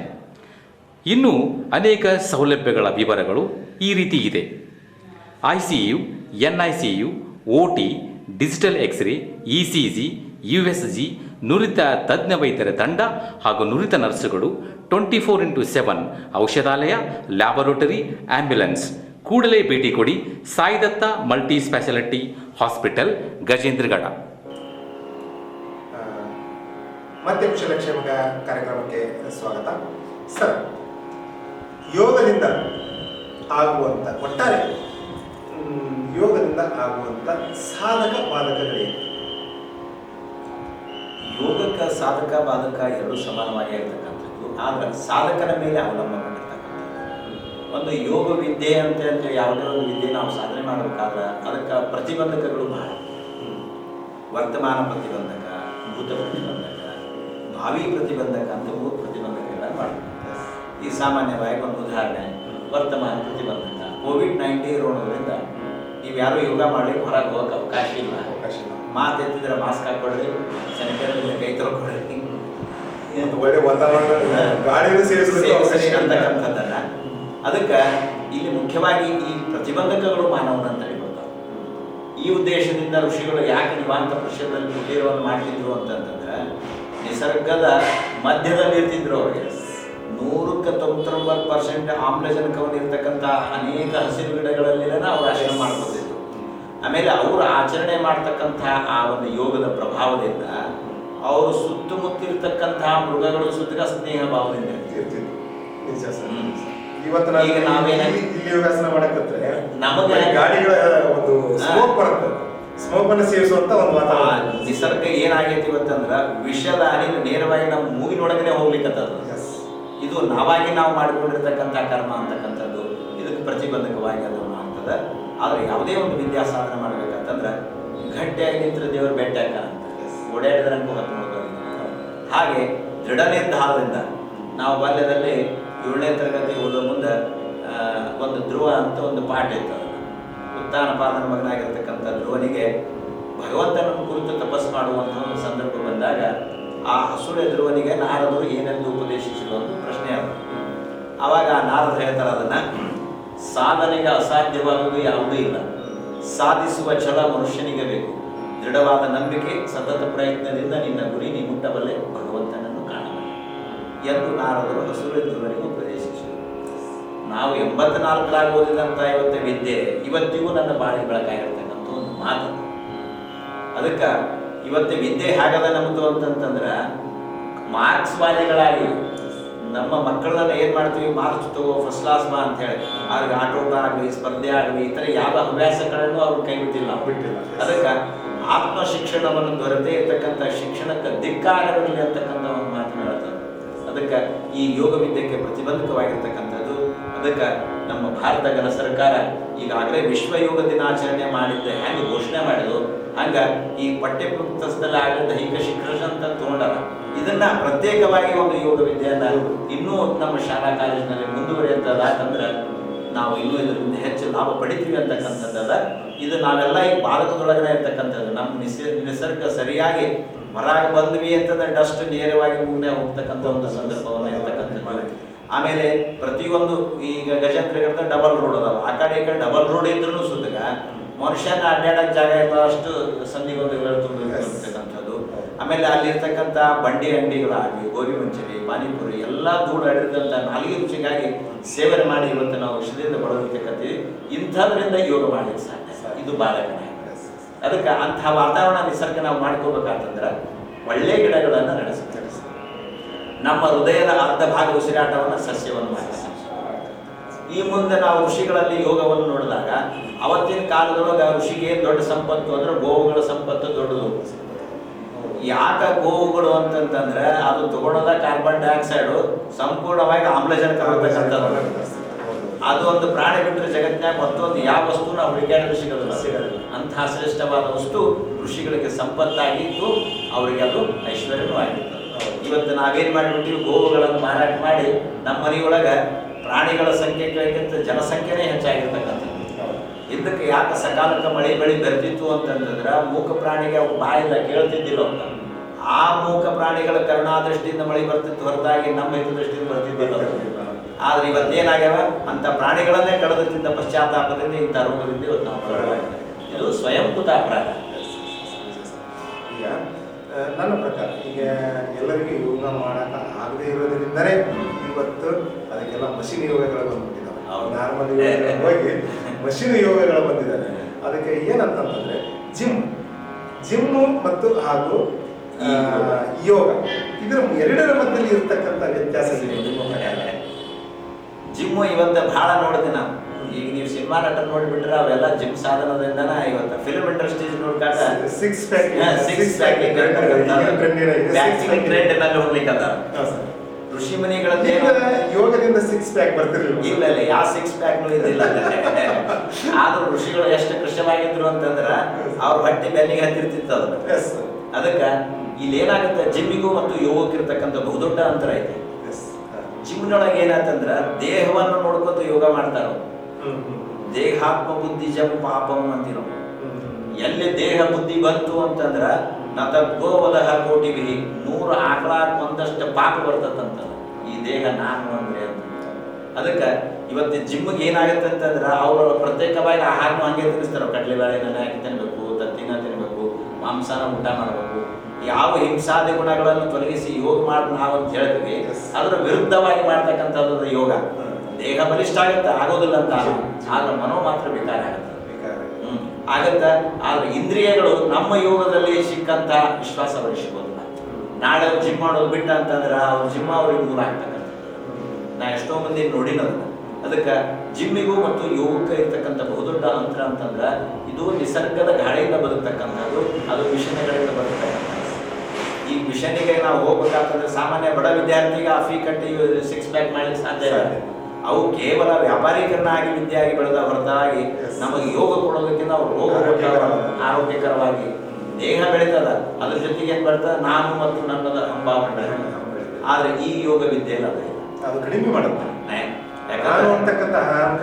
ವಿದ್ಯಾವಿನಯ ಸಂಪನ್ನೆ, ವಿದ್ಯಾವಂತನಾಗ್ತಾನ, ವಿನಯಂತನಾಗ್ತಾನ, ಸಮದೃಷ್ಟಿ ಸದಾ ಸುಂಟಿ. ಎಲ್ಲಾ ಜೀವಿಗಳನ್ನ ಏಕದೃಷ್ಟಿಯಿಂದ ನೋಡುವಂತ ಈ ಯೋಗದಲ್ಲಿ ಬರ್ತಕ್ಕಂಥ ಖ್ಯಾತ ನಟರಾಗಿರ್ತಕ್ಕಂಥ ಡಾಕ್ಟರ್ ರಾಜ್ಕುಮಾರ್ ಅವರು ಕಾಮನಬಿಲ್ಲು ಸಿನಿಮಾದಲ್ಲಿ ಯೋಗವನ್ನು ಪ್ರತ್ಯೇಕವಾಗಿ ಅವತ್ತಿನ ಅವರ ಅಭಿಮಾನಿಗಳಾಗಿರ್ತಕ್ಕಂಥವ್ರು ಯೋಗವನ್ನು ಎಷ್ಟೋ ಯುವಕರನ್ನು ಮಾಡಿದ್ರು. ಅವರು ಬಾಲ್ಯದಲ್ಲೇ ಅವರ ಬಲ್ಲೆ ಈ ಯೋಗ ಸಿನಿಮಾಕ್ಕಾಗೇನೆ ಬಳಸ್ಕೊಂಡಿರ್ತಕ್ಕಂಥದ್ದು. ಅವರು ಸುಮಾರು ತಮ್ಮ 68 ವರ್ಷದಲ್ಲಿ ಸುತ್ತಗ ಯೋಗವಾಗಿ ಕಾಣಲಿಕ್ಕೆ ಏನು ಕಾರಣ ಅಂದ್ರೆ ಆ ಯೋಗ ವಿದ್ಯೆ ಅವರಲ್ಲಿ ಆ ದೇಹ ಕೊಟ್ಟಿತ್ತು ಅಂತಕ್ಕಂಥದ್ದು ಜೀವಂತ ಸಾಕ್ಷಿ. ಬೇಕಾದ್ರೆ ಇವತ್ತಿಗೂ ನೀವು ಕಾಮನಬಿಲ್ಲು ಸಿನಿಮಾ ನೋಡಿಕೊಂಡು ಯೋಗ ಎಷ್ಟರ ಮಟ್ಟಿಗೆ ನಾವು ಜಿಮ್ಮಿಗೆ ಹೋಗಲಾದ ಒಬ್ಬ ರಾಜಕುಮಾರ ಅನಕ್ಷರಸ್ಥ ವಿದ್ಯಾಭ್ಯಾಸ ಸುತ್ತಗ ಅವ್ರು ಕಲಿದೇ ಇರ್ತಕ್ಕಂಥ ಒಬ್ಬ ಅವತ್ತಿನ ಗುಬ್ಬಿ ಕಂಪ್ನಿ ಒಳಗ ಅವ್ರಿಗೆ ಅಕ್ಷರಾಭ್ಯಾಸ ಮಾಡಿದವರು ಬಾಲಕೃಷ್ಣ ನಟರಾಗಿರ್ತಕ್ಕಂಥ ಅವರೇ ಅಭ್ಯಾಸ ಕಲಿಸಿದ್ರು. ಅವ್ರಿಗಿನ ಬೇರೆ ನಟನಾಗಿ ಬೆಳೆದ ಅಂತಕ್ಕಂಥದ್ದನ್ನು ನಾವು ಕಾಣ್ಕೊತೀವಿ. ಅಂತಹ ಯೋಗ ಅನುಭವಕ್ಕೆ ಪ್ರತ್ಯಕ್ಷವಾಗಿರ್ತಕ್ಕಂಥದ್ದು ಜಿಮ್ಮಿಗಿನ ಮಹತ್ತರವಾಗಿರ್ತಕ್ಕಂಥದ್ದು. ಅಲ್ಲಿ ದುಡ್ಡು ಕೊಡ್ಬೇಕಾಗತ್ತ, ಇಲ್ಲಿ ನೈಜವಾಗಿ ಮಾಡಬೇಕಾಗತ್ತೆ. ಮಹಾನ್ ನಟನ ಬಗ್ಗೆ ಆ ರಾಜ್ಕುಮಾರ್ ಅವರ ಬಗ್ಗೆ ನಾವು ತಿಳ್ಕೊಬೇಕಂತಂದ್ರೆ ಬಹಳ ಸರಿ. ಯಾಕಂದ್ರೆ ಅಕ್ಷರಸ್ಥ ಆಗಿ ಅವರು ಇವತ್ತು ನಮ್ಮ ಏನು ಅದ್ಭುತವಾದಂಥ ಒಂದು ನಟನಾಗಿಯೂ ಕನ್ನಡ ಅಭಿಮಾನಿ ಕನ್ನಡ ಅಂತಕ್ಕಂಥ ಪಡೆದುಕೊಂಡಂಥ ಒಂದು ಮಹಾನ್ ನಟ. ಅವರ ಸಂಗೀತವನ್ನು ಅಭ್ಯಾಸ ಮಾಡಲ್ಲ, ಅವರೆಲ್ಲ ಅದ್ಭುತವಾದಂಥ ಹಾಡುಗಳನ್ನ ಆ ಯೋಗದ ಶಕ್ತಿಯಿಂದ ದೈವದತ್ತವಾಗಿ ಅವರನ್ನು ಹುಡುಕೊಂಡು ಬಂತಾರೆ. ಎಂತ ಸರ್, ಅವರು ಸಂಗೀತ ಅಭ್ಯಾಸ ಮಾಡಿಲ್ಲ ಆದರೂ ಕೂಡ ಅವರು ಹಾಡಿರ್ತಕ್ಕಂಥ ಹಾಡು ಈ ಹಾಡಬೇಕಾದ್ರೆ ಕಷ್ಟ ಆಗುತ್ತೆ. ಅವರೆಲ್ಲ ಯಾವುದಾದ್ರು ಕವಿರತ್ನ ಕಾಳಿದಾಸದಲ್ಲಿ ಅಂತ ಒಂದು ಬಬ್ಬುರ್ವಾಹನ ಸಿನಿಮಾದಲ್ಲಿ ಹಾಡಿರ್ತಕ್ಕಂಥ ಹಾಡುಗಳು ಹೇಗಿದಾವೆ ಅಂತಂದರೆ ಇವತ್ತನೇ ತಿಳಿಸಿದಾಗ ಹಾಡಕ್ಕಾಗದೇ ಇರುವಂಥ ಒಂದು ಹಾಡುಗಳನ್ನ ಅವರು ಅವತ್ತಿನ ದಿನಮಾನಗಳಲ್ಲಿಯೇ ಸಿದ್ಧ ಮಾಡ್ತಾರೆ. ಸಂಗೀತವನ್ನು ಕಲಿಲಾರಂತ ಹಾಡುವಂಥ ಅದಕ್ಕೆಲ್ಲ ಕಾರಣ ಯೋಗ ಅಭ್ಯಾಸ ಇರಬಹುದೇನೋ ಅಂತ ನಮ್ಮ ಇರಬಹುದಲ್ಲ, ಯೋಗ ಅಭ್ಯಾಸವೇ ಅವ್ರಿಗೆ ಕೊಟ್ಟಂತವರ ನಿಜವಾಗ್ಲೂ ಸರ್. ಹಾಗಾದರೆ ನೀವು ಈ ಒಂದು ಅಭ್ಯಾಸವನ್ನು ಯಾವಾಗಲಿಂದ ಮಾಡ್ತಾ ಬಂದಿದ್ರಿ ಯೋಗ ಅಭ್ಯಾಸವನ್ನು, ಮತ್ತು ಎಲ್ಲೆಲ್ಲಿ ನೀವು ತರಬೇತಿಯನ್ನು ಪಡ್ಕೊಂಡಿದ್ರಿ, ಮತ್ತು ನೀವು ಶಾಲೆಗಳಲ್ಲಾಗಲಿ ಅಥವಾ ಇನ್ನಿತರ ಯಾವುದಾರ ಕಾರ್ಯಕ್ರಮಗಳಲ್ಲಿ ಈ ಯೋಗ ಒಂದು ತರಬೇತಿಯನ್ನು ನೀಡಿದ್ದೀರಿ? ನಾವು 1984ರಲ್ಲಿ 7ನೇ ತರಗತಿ ಕರೆ ಮುಂದೆ ನಮ್ಗೆ ಅಬ್ದುಲ್ ಕರೀಂ ಸಾಬ್ ಒಡ್ಡೇಳೆ ಅಂತೇಳಿ ದೈಹಿಕ ಶಿಕ್ಷಕರಾಗಿದ್ದರು. ಅವರು ಯೋಗದ ಜೊತೆಗೆ ಪಿರಮಿಡ್ಗಳನ್ನು ಮಾಡಿಸ್ತಿದ್ರು. ಅವಾಗ ನಮ್ಗೆ ಅದರ ಬಗ್ಗೆ ಒಪ್ಕೊಂಡೆ. ಅಂದಿನಿಂದ ಪ್ರಾರಂಭ ಮಾಡಿದ ಭಾಳ ಬಡತನ ಪರಿಸ್ಥಿತಿ ಮನೆಯೊಳಗೆ, ಅದು ಭಾಳ ಖುಷಿ ಕೊಡ್ತಿತ್ತು ನಮ್ಮ ದೇಹಕ್ಕೆ ಅದನ್ನು. ಹೀಗಾಗಿ ಅವತ್ತಿನಿಂದ ಅದನ್ನು ನಂಟು ಬೆಳೆಸ್ಕೊಂಡೆ.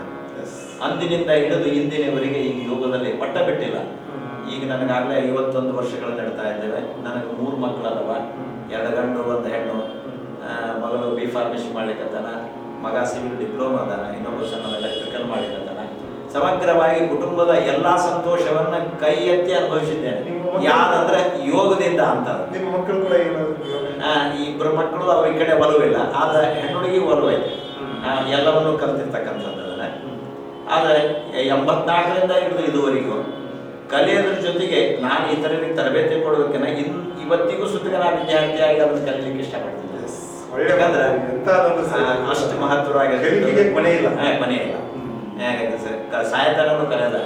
ಅವಾಗ ನಮ್ಮ ಶಾಲೆಯೊಳಗೆ ಶಿಕ್ಷಕರು ಒಂದು ಮಾತು ಹೇಳಿದ್ರು, ಕ್ಷಣ ಕ್ಷಣಕ್ಕೂ ವಿದ್ಯಾ ಕಲಿಯಬೇಕು, ಅಣು ಅಣುವಾಗಿ ಧನ ಸಂಗ್ರಹ ಮಾಡಬೇಕು ಅಂತೇಳಿ. ಅದಕ್ಕೆ ಸಮಯ ಯಾವಾಗಲೂ ವ್ಯರ್ಥ ಮಾಡಿಕೊಳ್ಳಂಗಿಲ್ಲ. ಅದಕ್ಕೆ ಈ 2 ವರ್ಷ ಕೋವಿಡ್ ಏನು ಬಂತಲ್ಲ, ಕಳೆದ ವರ್ಷ ಕೋವಿಡ್ನೊಳಗೆ 2 ತಿಂಗಳ ಅಂದ್ರೆ ಮಾರ್ಚ್ 21ಕ್ಕೇನು ಲಾಕ್ಡೌನ್ ಆಯ್ತು.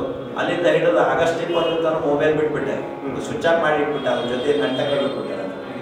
ನಿರಂತರವಾಗಿ ಭಗವದ್ಗೀತೆಯನ್ನು ನಾನು ಪಾರಾಯಣ ಮಾಡೋದಲ್ಲ, ಮತ್ತು ವಿದ್ಯಾರ್ಥಿಗಳಿಗೂ ಅದನ್ನು ಮಾಡಿಸಲಾಯಿತು. ಮತ್ತು ಈ 2ನೇ ಸುತ್ತಿನೊಳಗೂ ಆ ಅವಕಾಶವನ್ನು ಮಾಡಿದ್ದಾರೆ.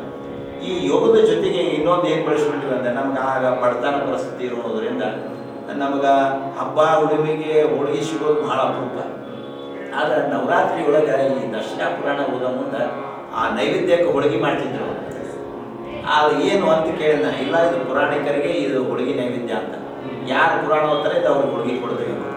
ಆದ್ದರಿಂದ ಹೋಳಿಗೆ ತಿನ್ನೋ ಆಶೆಗೆ ಪುರಾಣ ಓದುತ್ತಂತ ಹೊರತಾಗಿ ಪುರಾಣ ಓದಬೇಕು.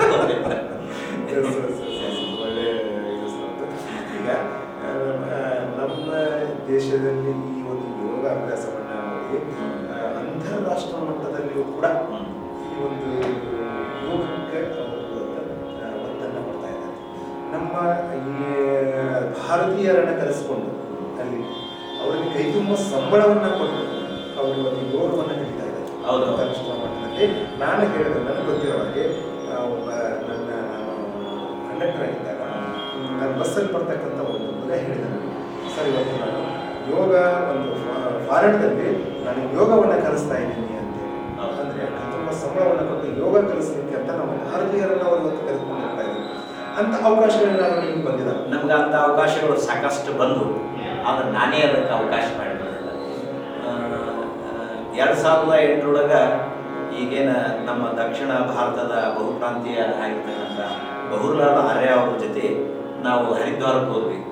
ಬಾಬಾ ರಾಮದೇವರಲ್ಲಿ ಈ ಯೋಗ ಶಿಕ್ಷಣವನ್ನು ಪೂರ್ತಿ ಯೋಗ ಶಿಕ್ಷಕನನ್ನಾಗಿ ತರಬೇತಿಯನ್ನು ಕೊಟ್ಟು ಇಡೀ ಕೊಪ್ಪಳ ಜಿಲ್ಲೆದ ಯೋಗ ಕೇಂದ್ರದ ಅಧ್ಯಕ್ಷನನ್ನಾಗಿ ನೀವು ಸಂಪೂರ್ಣ ಕಾರ್ಯಕರ್ತರಾಗಿದ್ದರೆ ಬಂದ್ಬಿಡ್ರಿ, ನಾವೆಲ್ಲ ನಿಮಗೆ ನೋಡ್ಕೋತೀವಿ ಅಂತಂದು. ಅವಾಗ ನಮ್ಮ ಮನೆಯೊಳಗೆ ಭಾಳ ಕಷ್ಟ ಇತ್ತು. ಇಡೀ ಮನೆಯ ಜವಾಬ್ದಾರಿ ನನ್ನ ಮೇಲೆ ಇತ್ತು. ಆಮೇಲೆ ನಮ್ಮ ತಾಯಿ ಒಂದು ಸ್ವಲ್ಪ ಬಿದ್ದು ಕಾಲು ಮುಡ್ಕೊಂಡಿರೋದ್ರಿಂದ ಅದು ಸೇವಾ ನಿವೃತ್ತಿಯಾಗಿ ನಮ್ಮ ಮನೆಯಲ್ಲೇ ಇರುವಂಥ ಒಂದು ಅವಕಾಶ ಇತ್ತು. ಹೀಗಾಗಿ ನಾನು ಅಲ್ಲಿ ಪೂರ್ಣಾವಧಿ ಕಾರ್ಯಕರ್ತನಾಗಿ ಅಲ್ಲಿ ಉಳಿಲಿಕ್ಕೆ ಅಸಾಧ್ಯ. ಮತ್ತು ಎರಡನೇ ಸಲ ನನ್ನ ಬಲ್ಲಿ ಏನು ಬಂತು ಅಂತಂದ್ರೆ, ಇಲ್ಲಿ ನಮ್ಮ SVM ಕಾಲೇಜ್ ಇನ್ಕಲ್ಲಲ್ಲಿ ನಡೀತಕ್ಕಂಥ BMS ವಿದ್ಯಾರ್ಥಿಗಳಿಗೆ ಒಂದು ಇದು ಅಭ್ಯಾಸ ಇದೆ. ಅಲ್ಲಿ ಥಿಯರಿ ಅಂದರೆ ಈ ಆಸನಗಳ ಬಗ್ಗೆ ಮಾಹಿತಿ ಕೊಡ್ಲಿಕ್ಕೆ ಬಂದಾಗ ಅಲ್ಲಿ ಅಪಾರ್ಟ್ಮೆಂಟ್ ಆದೆ. ಅಲ್ಲಿ ಸುಮಾರು 3 ವರ್ಷಗಳ ಕಾಲ ಸೇವೆ ಸಲ್ಲಿಸಿದೆ. ತದನಂತರ ಅಲ್ಲಿ ಒಂದು ಸರ್ಟಿಫಿಕೇಟ್ ಕೋರ್ಸ್ ಮಾಡ್ಕೋಬೇಕಾಯ್ತು. ನಾವು ಎಸ್ ವ್ಯಾಸ ಯೂನಿವರ್ಸಿಟಿ ಅಂತೇಳಿ ಬೆಂಗಳೂರಿನಲ್ಲಿ ಇರ್ತಕ್ಕಂಥ 300 ಎಕರೆ H. ನಾಗೇಂದ್ರ ಅವರ ಇದು ದೊಡ್ಡ ಸಂಸ್ಥೆ. ಅಲ್ಲೇ ಕೇವಲ ಕರ್ನಾಟಕ ರಾಜ್ಯದಿಂದ ಅಲ್ಲ, ಅಂತಾರಾಷ್ಟ್ರೀಯ ಮಟ್ಟದಿಂದ ಯೋಗ ಕಲಿಯಲಿಕ್ಕೆ ನೀವೇನಿದು ದುಡ್ಡು ಕೊಟ್ಟು ಅದನ್ನು ಇವತ್ತು ವಿದೇಶದಲ್ಲಿ ಮಾಡ್ತಾರೆ ಅಂತೇಳಿ ಅಲ್ಲಿ ಕರ್ನಾಟಕದಿಂದ ಕನ್ನಡ ಮಾತಾಡೋದನ್ನ ನಾವು ಒಬ್ಬನೇ ಮಾತಾಡ್ಬೇಕು, ಹಿಂದಿ ಇಲ್ಲ ಇಂಗ್ಲೀಷು. ಅಂಥ ಒಂದು ಪರಿಸರದಲ್ಲಿ ಸಮಗ್ರವಾಗಿ ಅಲ್ಲಿ ಯೋಗ ಕಲಿತೆ. ಅವರು ಸುತ್ತಗ ಇಲ್ಲಿ ಪೂರ್ಣಾವಧಿ ಕಾರ್ಯಕರ್ತರಾಗಿರೋದು ನಿಮ್ದೆಲ್ಲ ಚೆನ್ನಾಗಿದೆ, ನಾವೆಲ್ಲ ನೋಡ್ತಿರ್ತೀವಿ. ಅಲ್ಲಿಗೆ ನಾನು ಜರ್ಮನ್, ಇಂಗ್ಲೆಂಡು, ಅಮೇರಿಕಾ, ಜಪಾನು ಈ ಥರದ್ದೆಲ್ಲ ಆಯಿತು. ಅವ್ರಿಗೊಂದು ಎಂಥ ಮನೋಭಾವನೆ ಇತ್ತು ಅಂತಂದ್ರೆ, ಈಗ ಒಂದು ಶಿರ್ಸಾಸನ ನಾವು ಪ್ರಾಕ್ಟೀಸ್ ಮಾಡ್ತೀವಿ ನೋಡಿದ್ರೆ ಅಂದ್ರೆ ಅವ್ರು ನಮ್ಮ ಜೊತೆ ಬಂದ ಸಂಪೂರ್ಣ ಕಲಿತನ ನಮ್ಗೆ ಬಿಡ್ತಿದ್ದಿಲ್ಲ. ಅವರು ಅದನ್ನ ಕಲ್ತಿಂದನೇ ಅವ್ರು ನಮ್ಮಿಂದ ನಿವೃತ್ತಿ ಆಗ್ತಿದ್ರು. ಅವರು ಕೇಳಿದ್ರು, ನಮ್ಮಲ್ಲಿ ಒಂದು ದೊಡ್ಡ ಸಂಸ್ಥೆ ಇದ್ದು ಬಂದ್ಬಿಡ್ರಿ ನಮ್ಗೆ ಕರ್ಕೊಂಡು ಹೋಗ್ತೀನಿ. ಅವ್ರು ಮಾತಾಡೋದು ಅರ್ಥ ಆಗ್ತಿತ್ತು, ಆದ್ರೆ ಹೊಳ್ಳೆ ನನಗೆ ಅದು ಪ್ರಕಟಣೆ ಮಿಸ್ ಮಾಡ್ಕೊಂಡು ಅದು ಭಾಷಾ ಸಮಸ್ಯೆ ಒಂದು ನಮ್ಗೆ ಕಾಡ್ತದೆ. ಹಿಂಗಾಗಿ ಉಳ್ಕೋಬೇಕಾಯ್ತದೆ. ಯಾಕೆ ಸರ್ ಇಷ್ಟೆಲ್ಲ ನಿಮ್ಮ ಹತ್ರ ಒಂದು ಯೋಗದ ಬಗ್ಗೆ ಹಲವಾರು ಸಾಕಷ್ಟು ಒಂದು ಮಾಹಿತಿ ಇದೆ ನಿಮ್ಮ ಹತ್ರ, ಸಾಕಷ್ಟು ವಿದ್ಯೆ ಇದೆ, ಯೋಗದ ವಿದ್ಯೆ ಸಾಕಷ್ಟು ಇದೆ.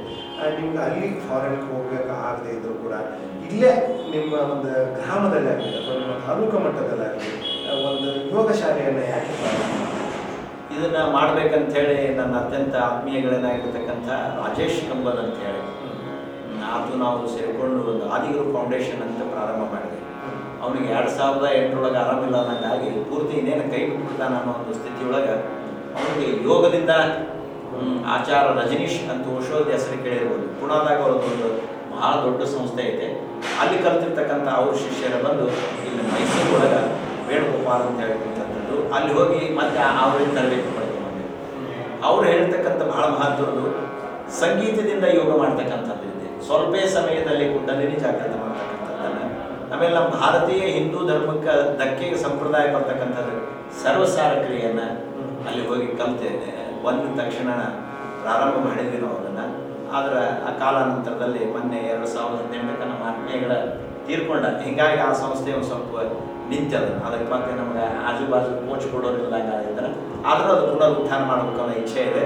ಅದಕ್ಕೆ ಭಗವಂತ ಕಾಲಾವಕಾಶ ಕೊಟ್ಟರೆ ಈಗ ಸದ್ಯ ಮನೆಯಲ್ಲಿನ ವಿಶೇಷವಾಗಿ ರೋಗಿಗಳಿಗೆ ಹೇಳ್ತಾ ಇದ್ದೇನೆ, ಹುಡುಗರಿಗೆ ಭಗವದ್ಗೀತೆಯ ಜೊತೆಗೆ ಅಭ್ಯಾಸ ನಾನು ಸ್ವಾಧ್ಯಾಯ ಮಾಡಿದ್ದೀನಿ.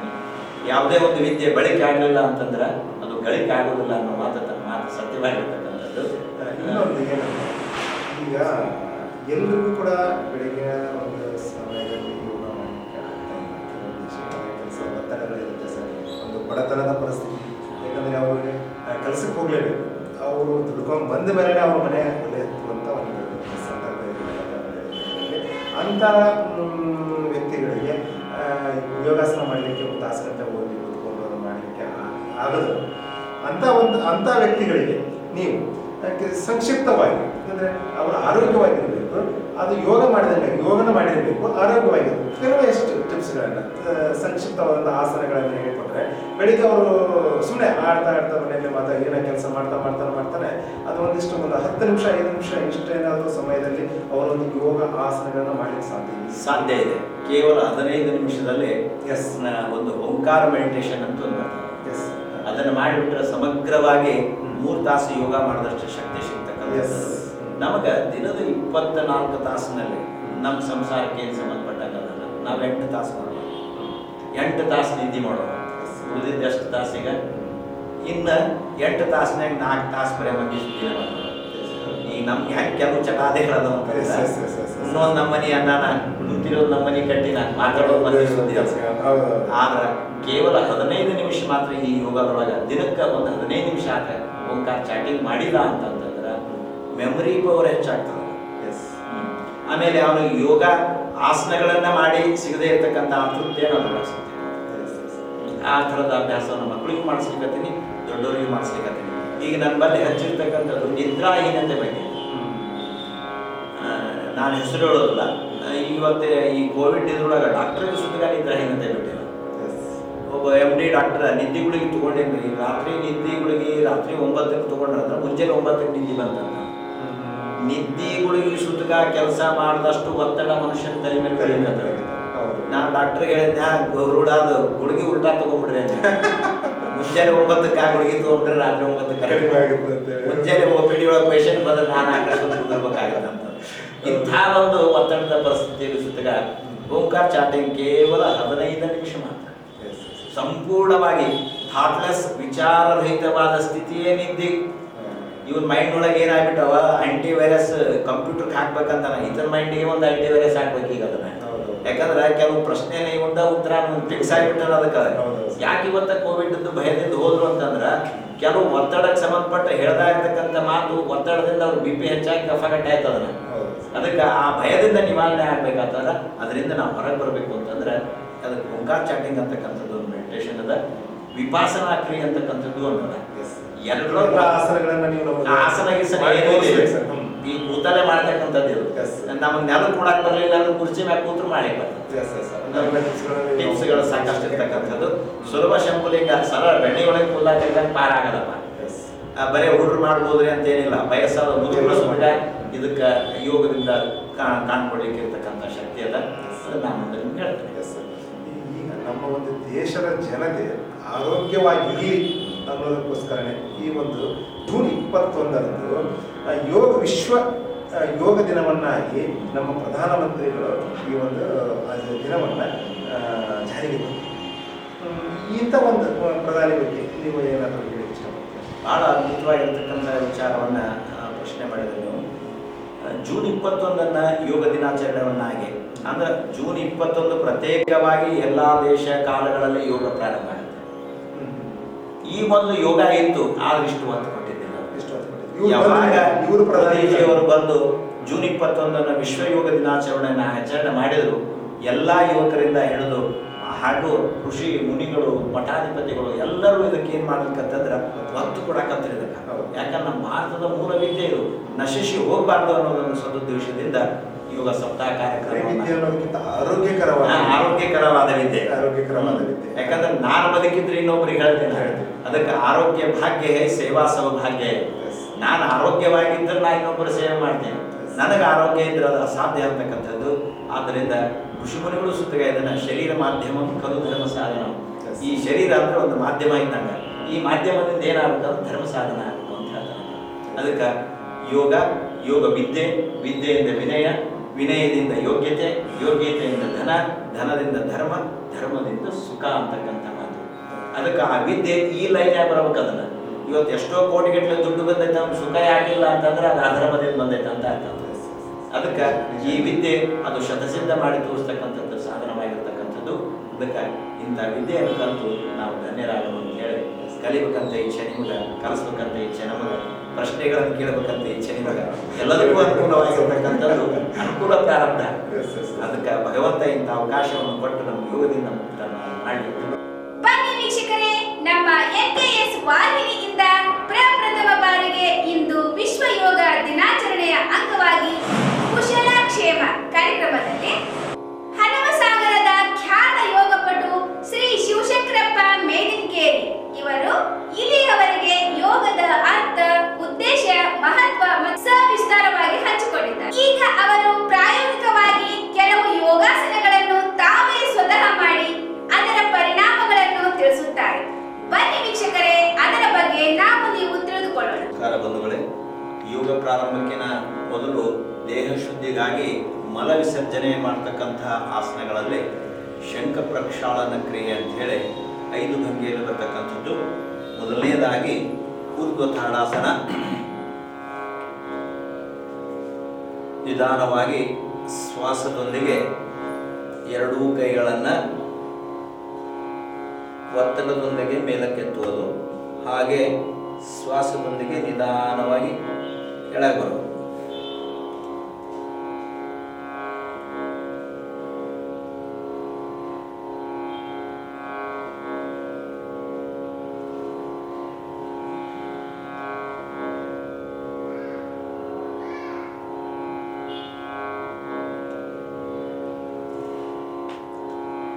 ಕನಿಷ್ಠ ಅಂದರೆ 6 ರಿಂದ 12 ಸಲ ಇದನ್ನು ಪುನರಾವರ್ತಿ ಮಾಡುವುದರಿಂದ ಹೃದಯದಿಂದ ಹೊಟ್ಟೆಯೊಳಗಿರ್ತಕ್ಕಂತಹ ಎಲ್ಲ ಕ್ರಿಯೆಗಳಲ್ಲಿ ಪಚನ ಕ್ರಿಯೆ ಹೆಚ್ಚಾಗ್ತಕ್ಕಂಥದ್ದು. ವಿಶ್ರಾಂತಿ. ಎರಡನೇ ಭಂಗಿಯಲ್ಲಿ ತಿರ್ಯಕ್ ತಾಡಾಸನ. ಶ್ವಾಸದೊಂದಿಗೆ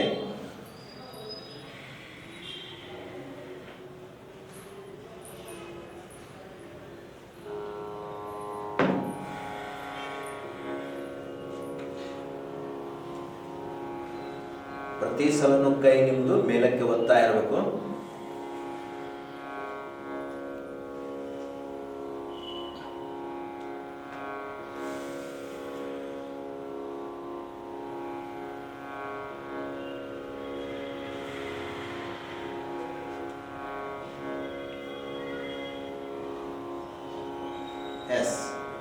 ಮೂರನೇ ಕ್ರಿಯೆಯಲ್ಲಿ ಎರಡೂ ಕೈಗಳನ್ನು ಮಾಡಿ ನಿಧಾನವಾಗಿ ಬಲಗೈಯನ್ನು ಎಡದ ಭುಜದ ಮೇಲೆ, ದೃಷ್ಟಿ ನಿಮ್ಮ ಎರಡೂ ಹಿಂಬಗಳ ಪಾದಗಳನ್ನು ಕಾಣುವ ಹಾಗೆ.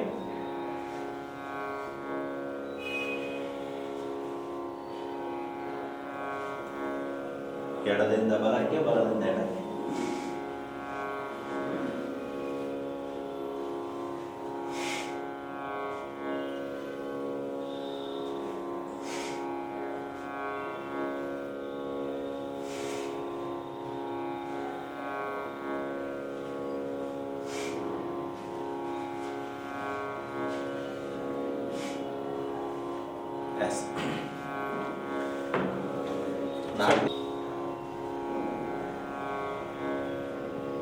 ಬಲಗಾಲಿನ ಮೊಣಕಾಲ ಚಿಪ್ಪನ್ನು ಎಡಗಾಲಿನ ಹೆಬ್ಬಟ್ಟಿಗೆ ಸ್ಪರ್ಶ ಮಾಡಿ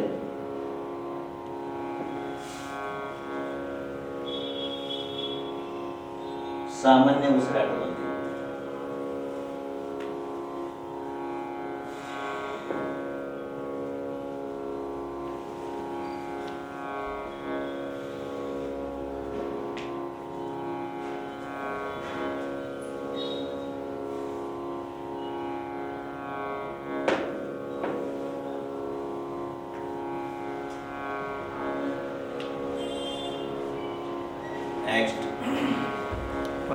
ನೆಕ್ಸ್ಟ್ ಭುಜಂಗದಾಸದೊಳಗೆ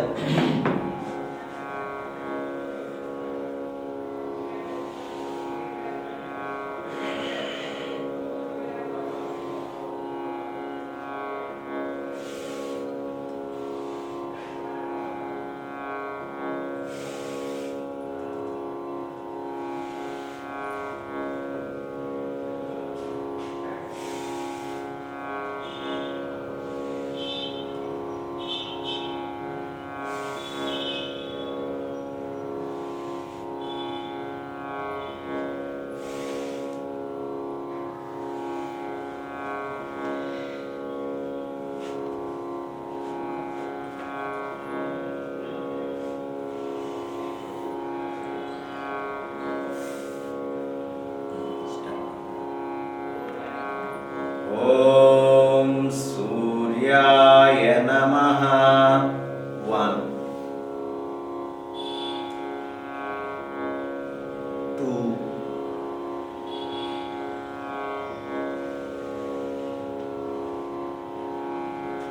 3 4 5 6 7 8 9 10 11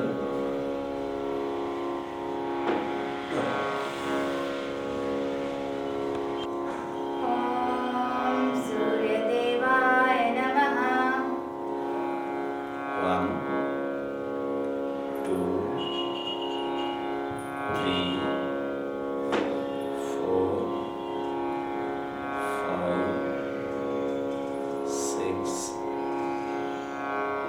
7 8 9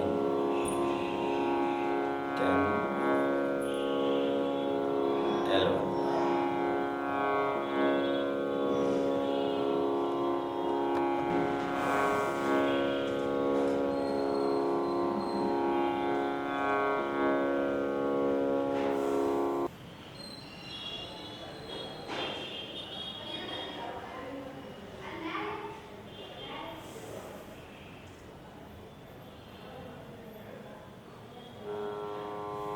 Next.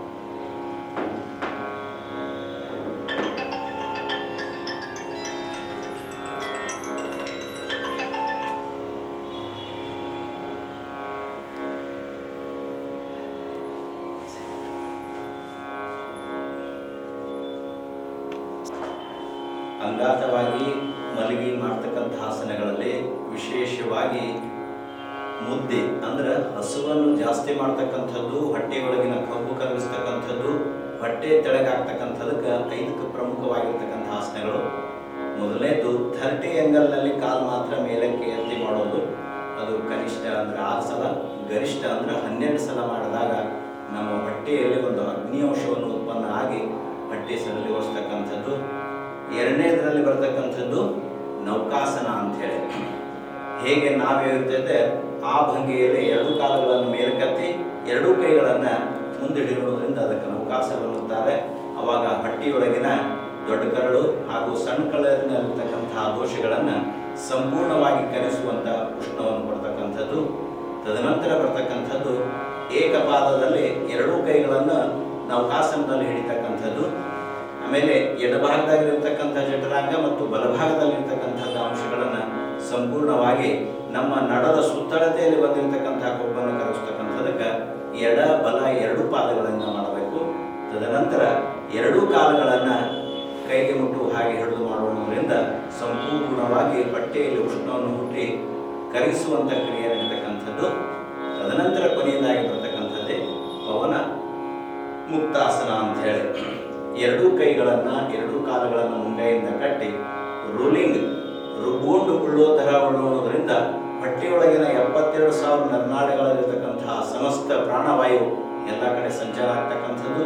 ವಿಶೇಷವಾಗಿ ಬೆನ್ನುಗಳಿಗೆ ಮಸಾಜ್ ಮಾಡ್ತಕ್ಕಂಥ ಕ್ರಿಯೆ ಹಾಗೂ ಎಡದಿಂದ ಬಲಕ್ಕೆ ಬಲದಿಂದ ಎಡಕ್ಕೆ ನಮ್ಮ ದೇಹದ ಎಲ್ಲ ಭಾಗದಲ್ಲಿ ರಕ್ತ ಹೋಲಿಕೆ ಕಾಲಕ್ಕೆ ಸಂಚಾರವಾಗಿ ಹೊಟ್ಟೆಯಲ್ಲಿರ್ತಕ್ಕಂಥ ಅಂಶವನ್ನು ಸಂಪೂರ್ಣವಾಗಿ ಕರಗಿಸಿ ಹಸಿವೆಯನ್ನು ಜೀರ್ಣಕ್ರಿಯೆಯನ್ನು ಹೆಚ್ಚು ಮಾಡ್ತಕ್ಕಂಥ ಆಸನ.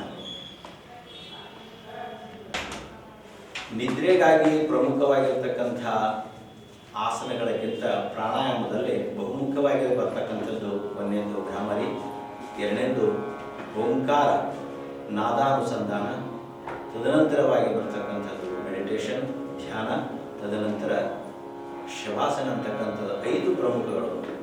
ಇವತ್ತು ಬಹುಸಂಖ್ಯಾ ಜನರು ನಿದ್ರಾಹೀನತೆಯಿಂದ ಬಳಲ್ತಕ್ಕಂಥದ್ದು. ಅಂಥದಕ್ಕೆ ಅತ್ಯಂತ ಸುಲಭ ಹಾಗೂ ಬಹಳ ಸುಲಭವಾಗಿರ್ತಕ್ಕಂಥದ್ದು ಮನೆಯಲ್ಲಿ ಅಬಾಲ ವೃದ್ಧರೂ ಮಾಡಲಿಕ್ಕೆ ಅನುಕೂಲವಾಗಿರ್ತಕ್ಕಂತಹ ಈ ಪ್ರಾಣಾಯಾಮಗಳನ್ನು ಮೊದಲನೇದಾಗಿ ಒಂದನೇದು ಭ್ರಾಮರಿ ಪ್ರಾಣಾಯಾಮ ಅಂತಕ್ಕಂಥದ್ದು. ಯಾಕಂದ್ರೆ ಮನುಷ್ಯನಿಗೆ ಥಾಟ್ಲೆಸ್ ವಿಚಾರರಹಿತವಾದ ಸ್ಥಿತಿಯೇ ನಿದ್ದೆ. ಎಲ್ಲಿವರೆಗೆ ತಾವನ ತಲೆಯೊಳಗೆ ವಿಚಾರಗಳಿರ್ತವೋ ಅಲ್ಲಿವರೆಗೆ ನಿದ್ದೆ ಬರುವುದಿಲ್ಲ. ಆದ್ದರಿಂದ ಭ್ರಾಮರಿ ಅಂತಕ್ಕಂಥದ್ದು ಅವನ ತಲೆಯೊಳಗೆ ಒಂದು ಆಂಟಿವೈರಸ್ ಥರ ಕೆಲಸ ಮಾಡ್ತಕ್ಕಂಥದ್ದು. ಎಲ್ಲ ವಿಚಾರಗಳನ್ನು ಸಂಪೂರ್ಣವಾಗಿ ಕರಗಿಸಲಿಕ್ಕೆ ಅನುಕೂಲ ಮಾಡಿಕೊಡ್ತಕ್ಕಂಥದ್ದು ಭ್ರಾಮರಿ. ಆದ್ದರಿಂದ ಈ ಭ್ರಾಮರಿ ಪ್ರಾಣಾಯಾಮವನ್ನು ಎರಡೂ ಕೈಗಳನ್ನು ಭುಜದ ಸಮಾನಾಂತರವಾಗಿ ತೆಗೆದುಕೊಂಡು ಬಲಗೈ ಮತ್ತು ಎಡಗೈ ಹೆಬ್ಬಟ್ಟಿನಿಂದ ಕಿವಿ ಒಳಗಡೆ ಇಡೋಂಗಿಲ್ಲ, ಕಿವಿಯ ಹೊರಗಡೆ ಇರತಕ್ಕಂಥ ಸಣ್ಣ ಹಾಲಿ ಅಂತಕ್ಕಂಥ ಪ್ರದೇಶದಲ್ಲಿ ಒತ್ತಿದ್ರೆ ಕಿವಿ ಬಂದಾಗ್ತಕ್ಕಂಥದ್ದು. ತೋರು ಬೆರಳಿನಿಂದ ಹುಬ್ಬನ್ನು ಹಿಡಿತಕ್ಕಂಥದ್ದು. ಉಳಿದ ಬೆರಳುಗಳಿಂದ ಸಂಪೂರ್ಣವಾಗಿ ಕಣ್ಣುಗಳನ್ನು ಮುಚ್ಚಿಕೊಂಡು ನಮ್ಮ ಹೃದಯದ ಅವರವರ ದೇಹದ ಶಕ್ತಿಗನುಸಾರವಾಗಿ ಶ್ವಾಸವನ್ನು ಎರಡೂ ಕುಪ್ಪಸಗಳಲ್ಲಿ ತುಂಬಿಕೊಂಡು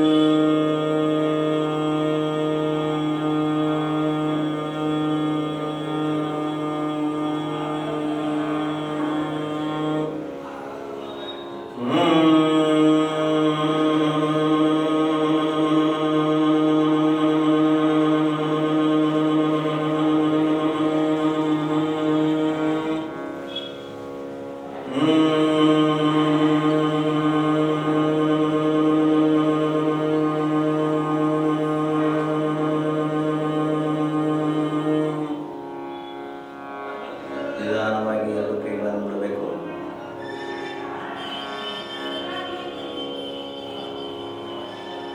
ತದನಂತರ ವಜ್ರಾಸನವನ್ನು ಮುಕ್ತಗೊಳಿಸಬೇಕು.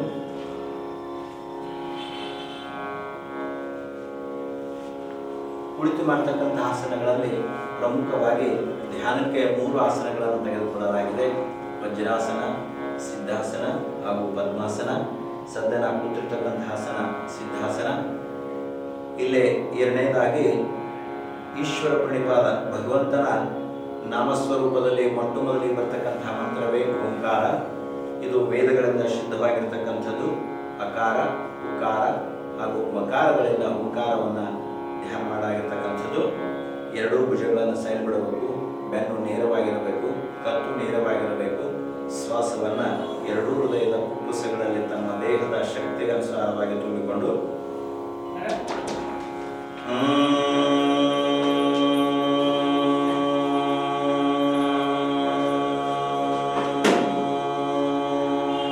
ಮೊಟ್ಟ ಮೊದಲು ಮಕಾರವನ್ನು ಹಂ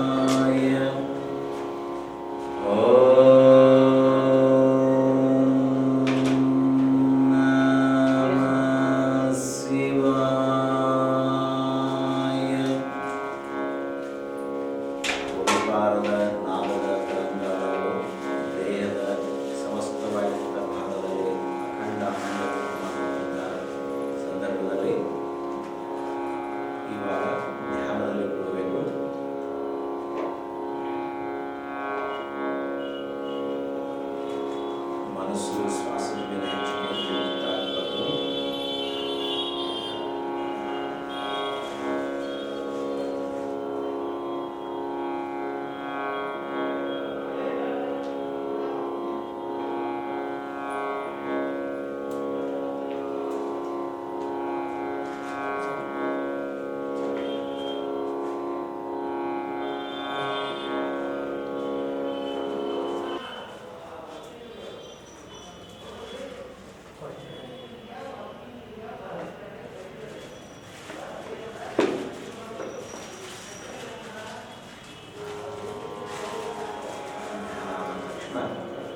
ಕೊನೆಯದಾಗಿ ಶ್ವಾಸದಲ್ಲಿ ಮಾಡಬೇಕು.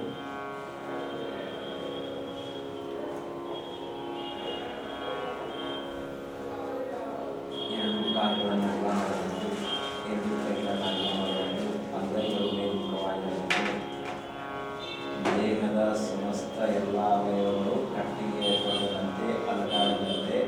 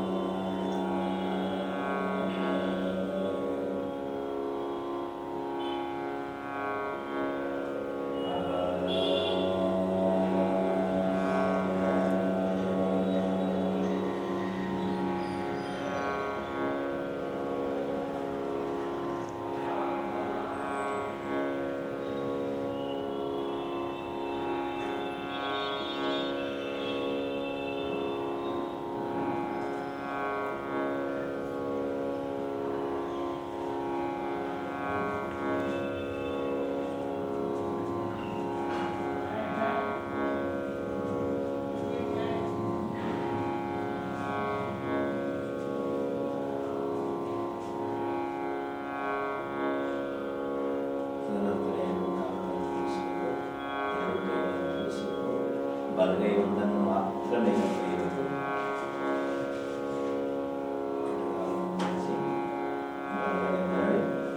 ಎಡಗೈಯಿಂದ ಎಡಕೂಡಿ ನಿಧಾನವಾಗಿ ಮೇಲಕ್ಕೆ.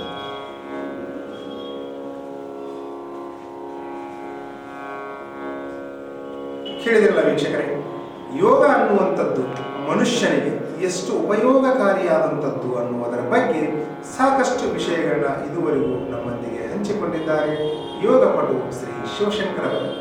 ಅವರಿಗೆ ಮತ್ತೊಮ್ಮೆ ಮಗದೊಮ್ಮೆ ವಂದನೆಗಳನ್ನು ಸಲ್ಲಿಸುತ್ತಾ ನೀವು ಯೋಗವನ್ನ ಮಾಡಿ ಆರೋಗ್ಯವನ್ನ ಕಾಪಾಡಿಕೊಳ್ಳಿ ಎಂದು ಹೇಳುತ್ತಾ ಈ ಕಾರ್ಯಕ್ರಮವನ್ನು ಇಲ್ಲಿಗೆ ಮುಕ್ತಾಯಗೊಳಿಸ್ತಾ ಇದ್ದೀನಿ.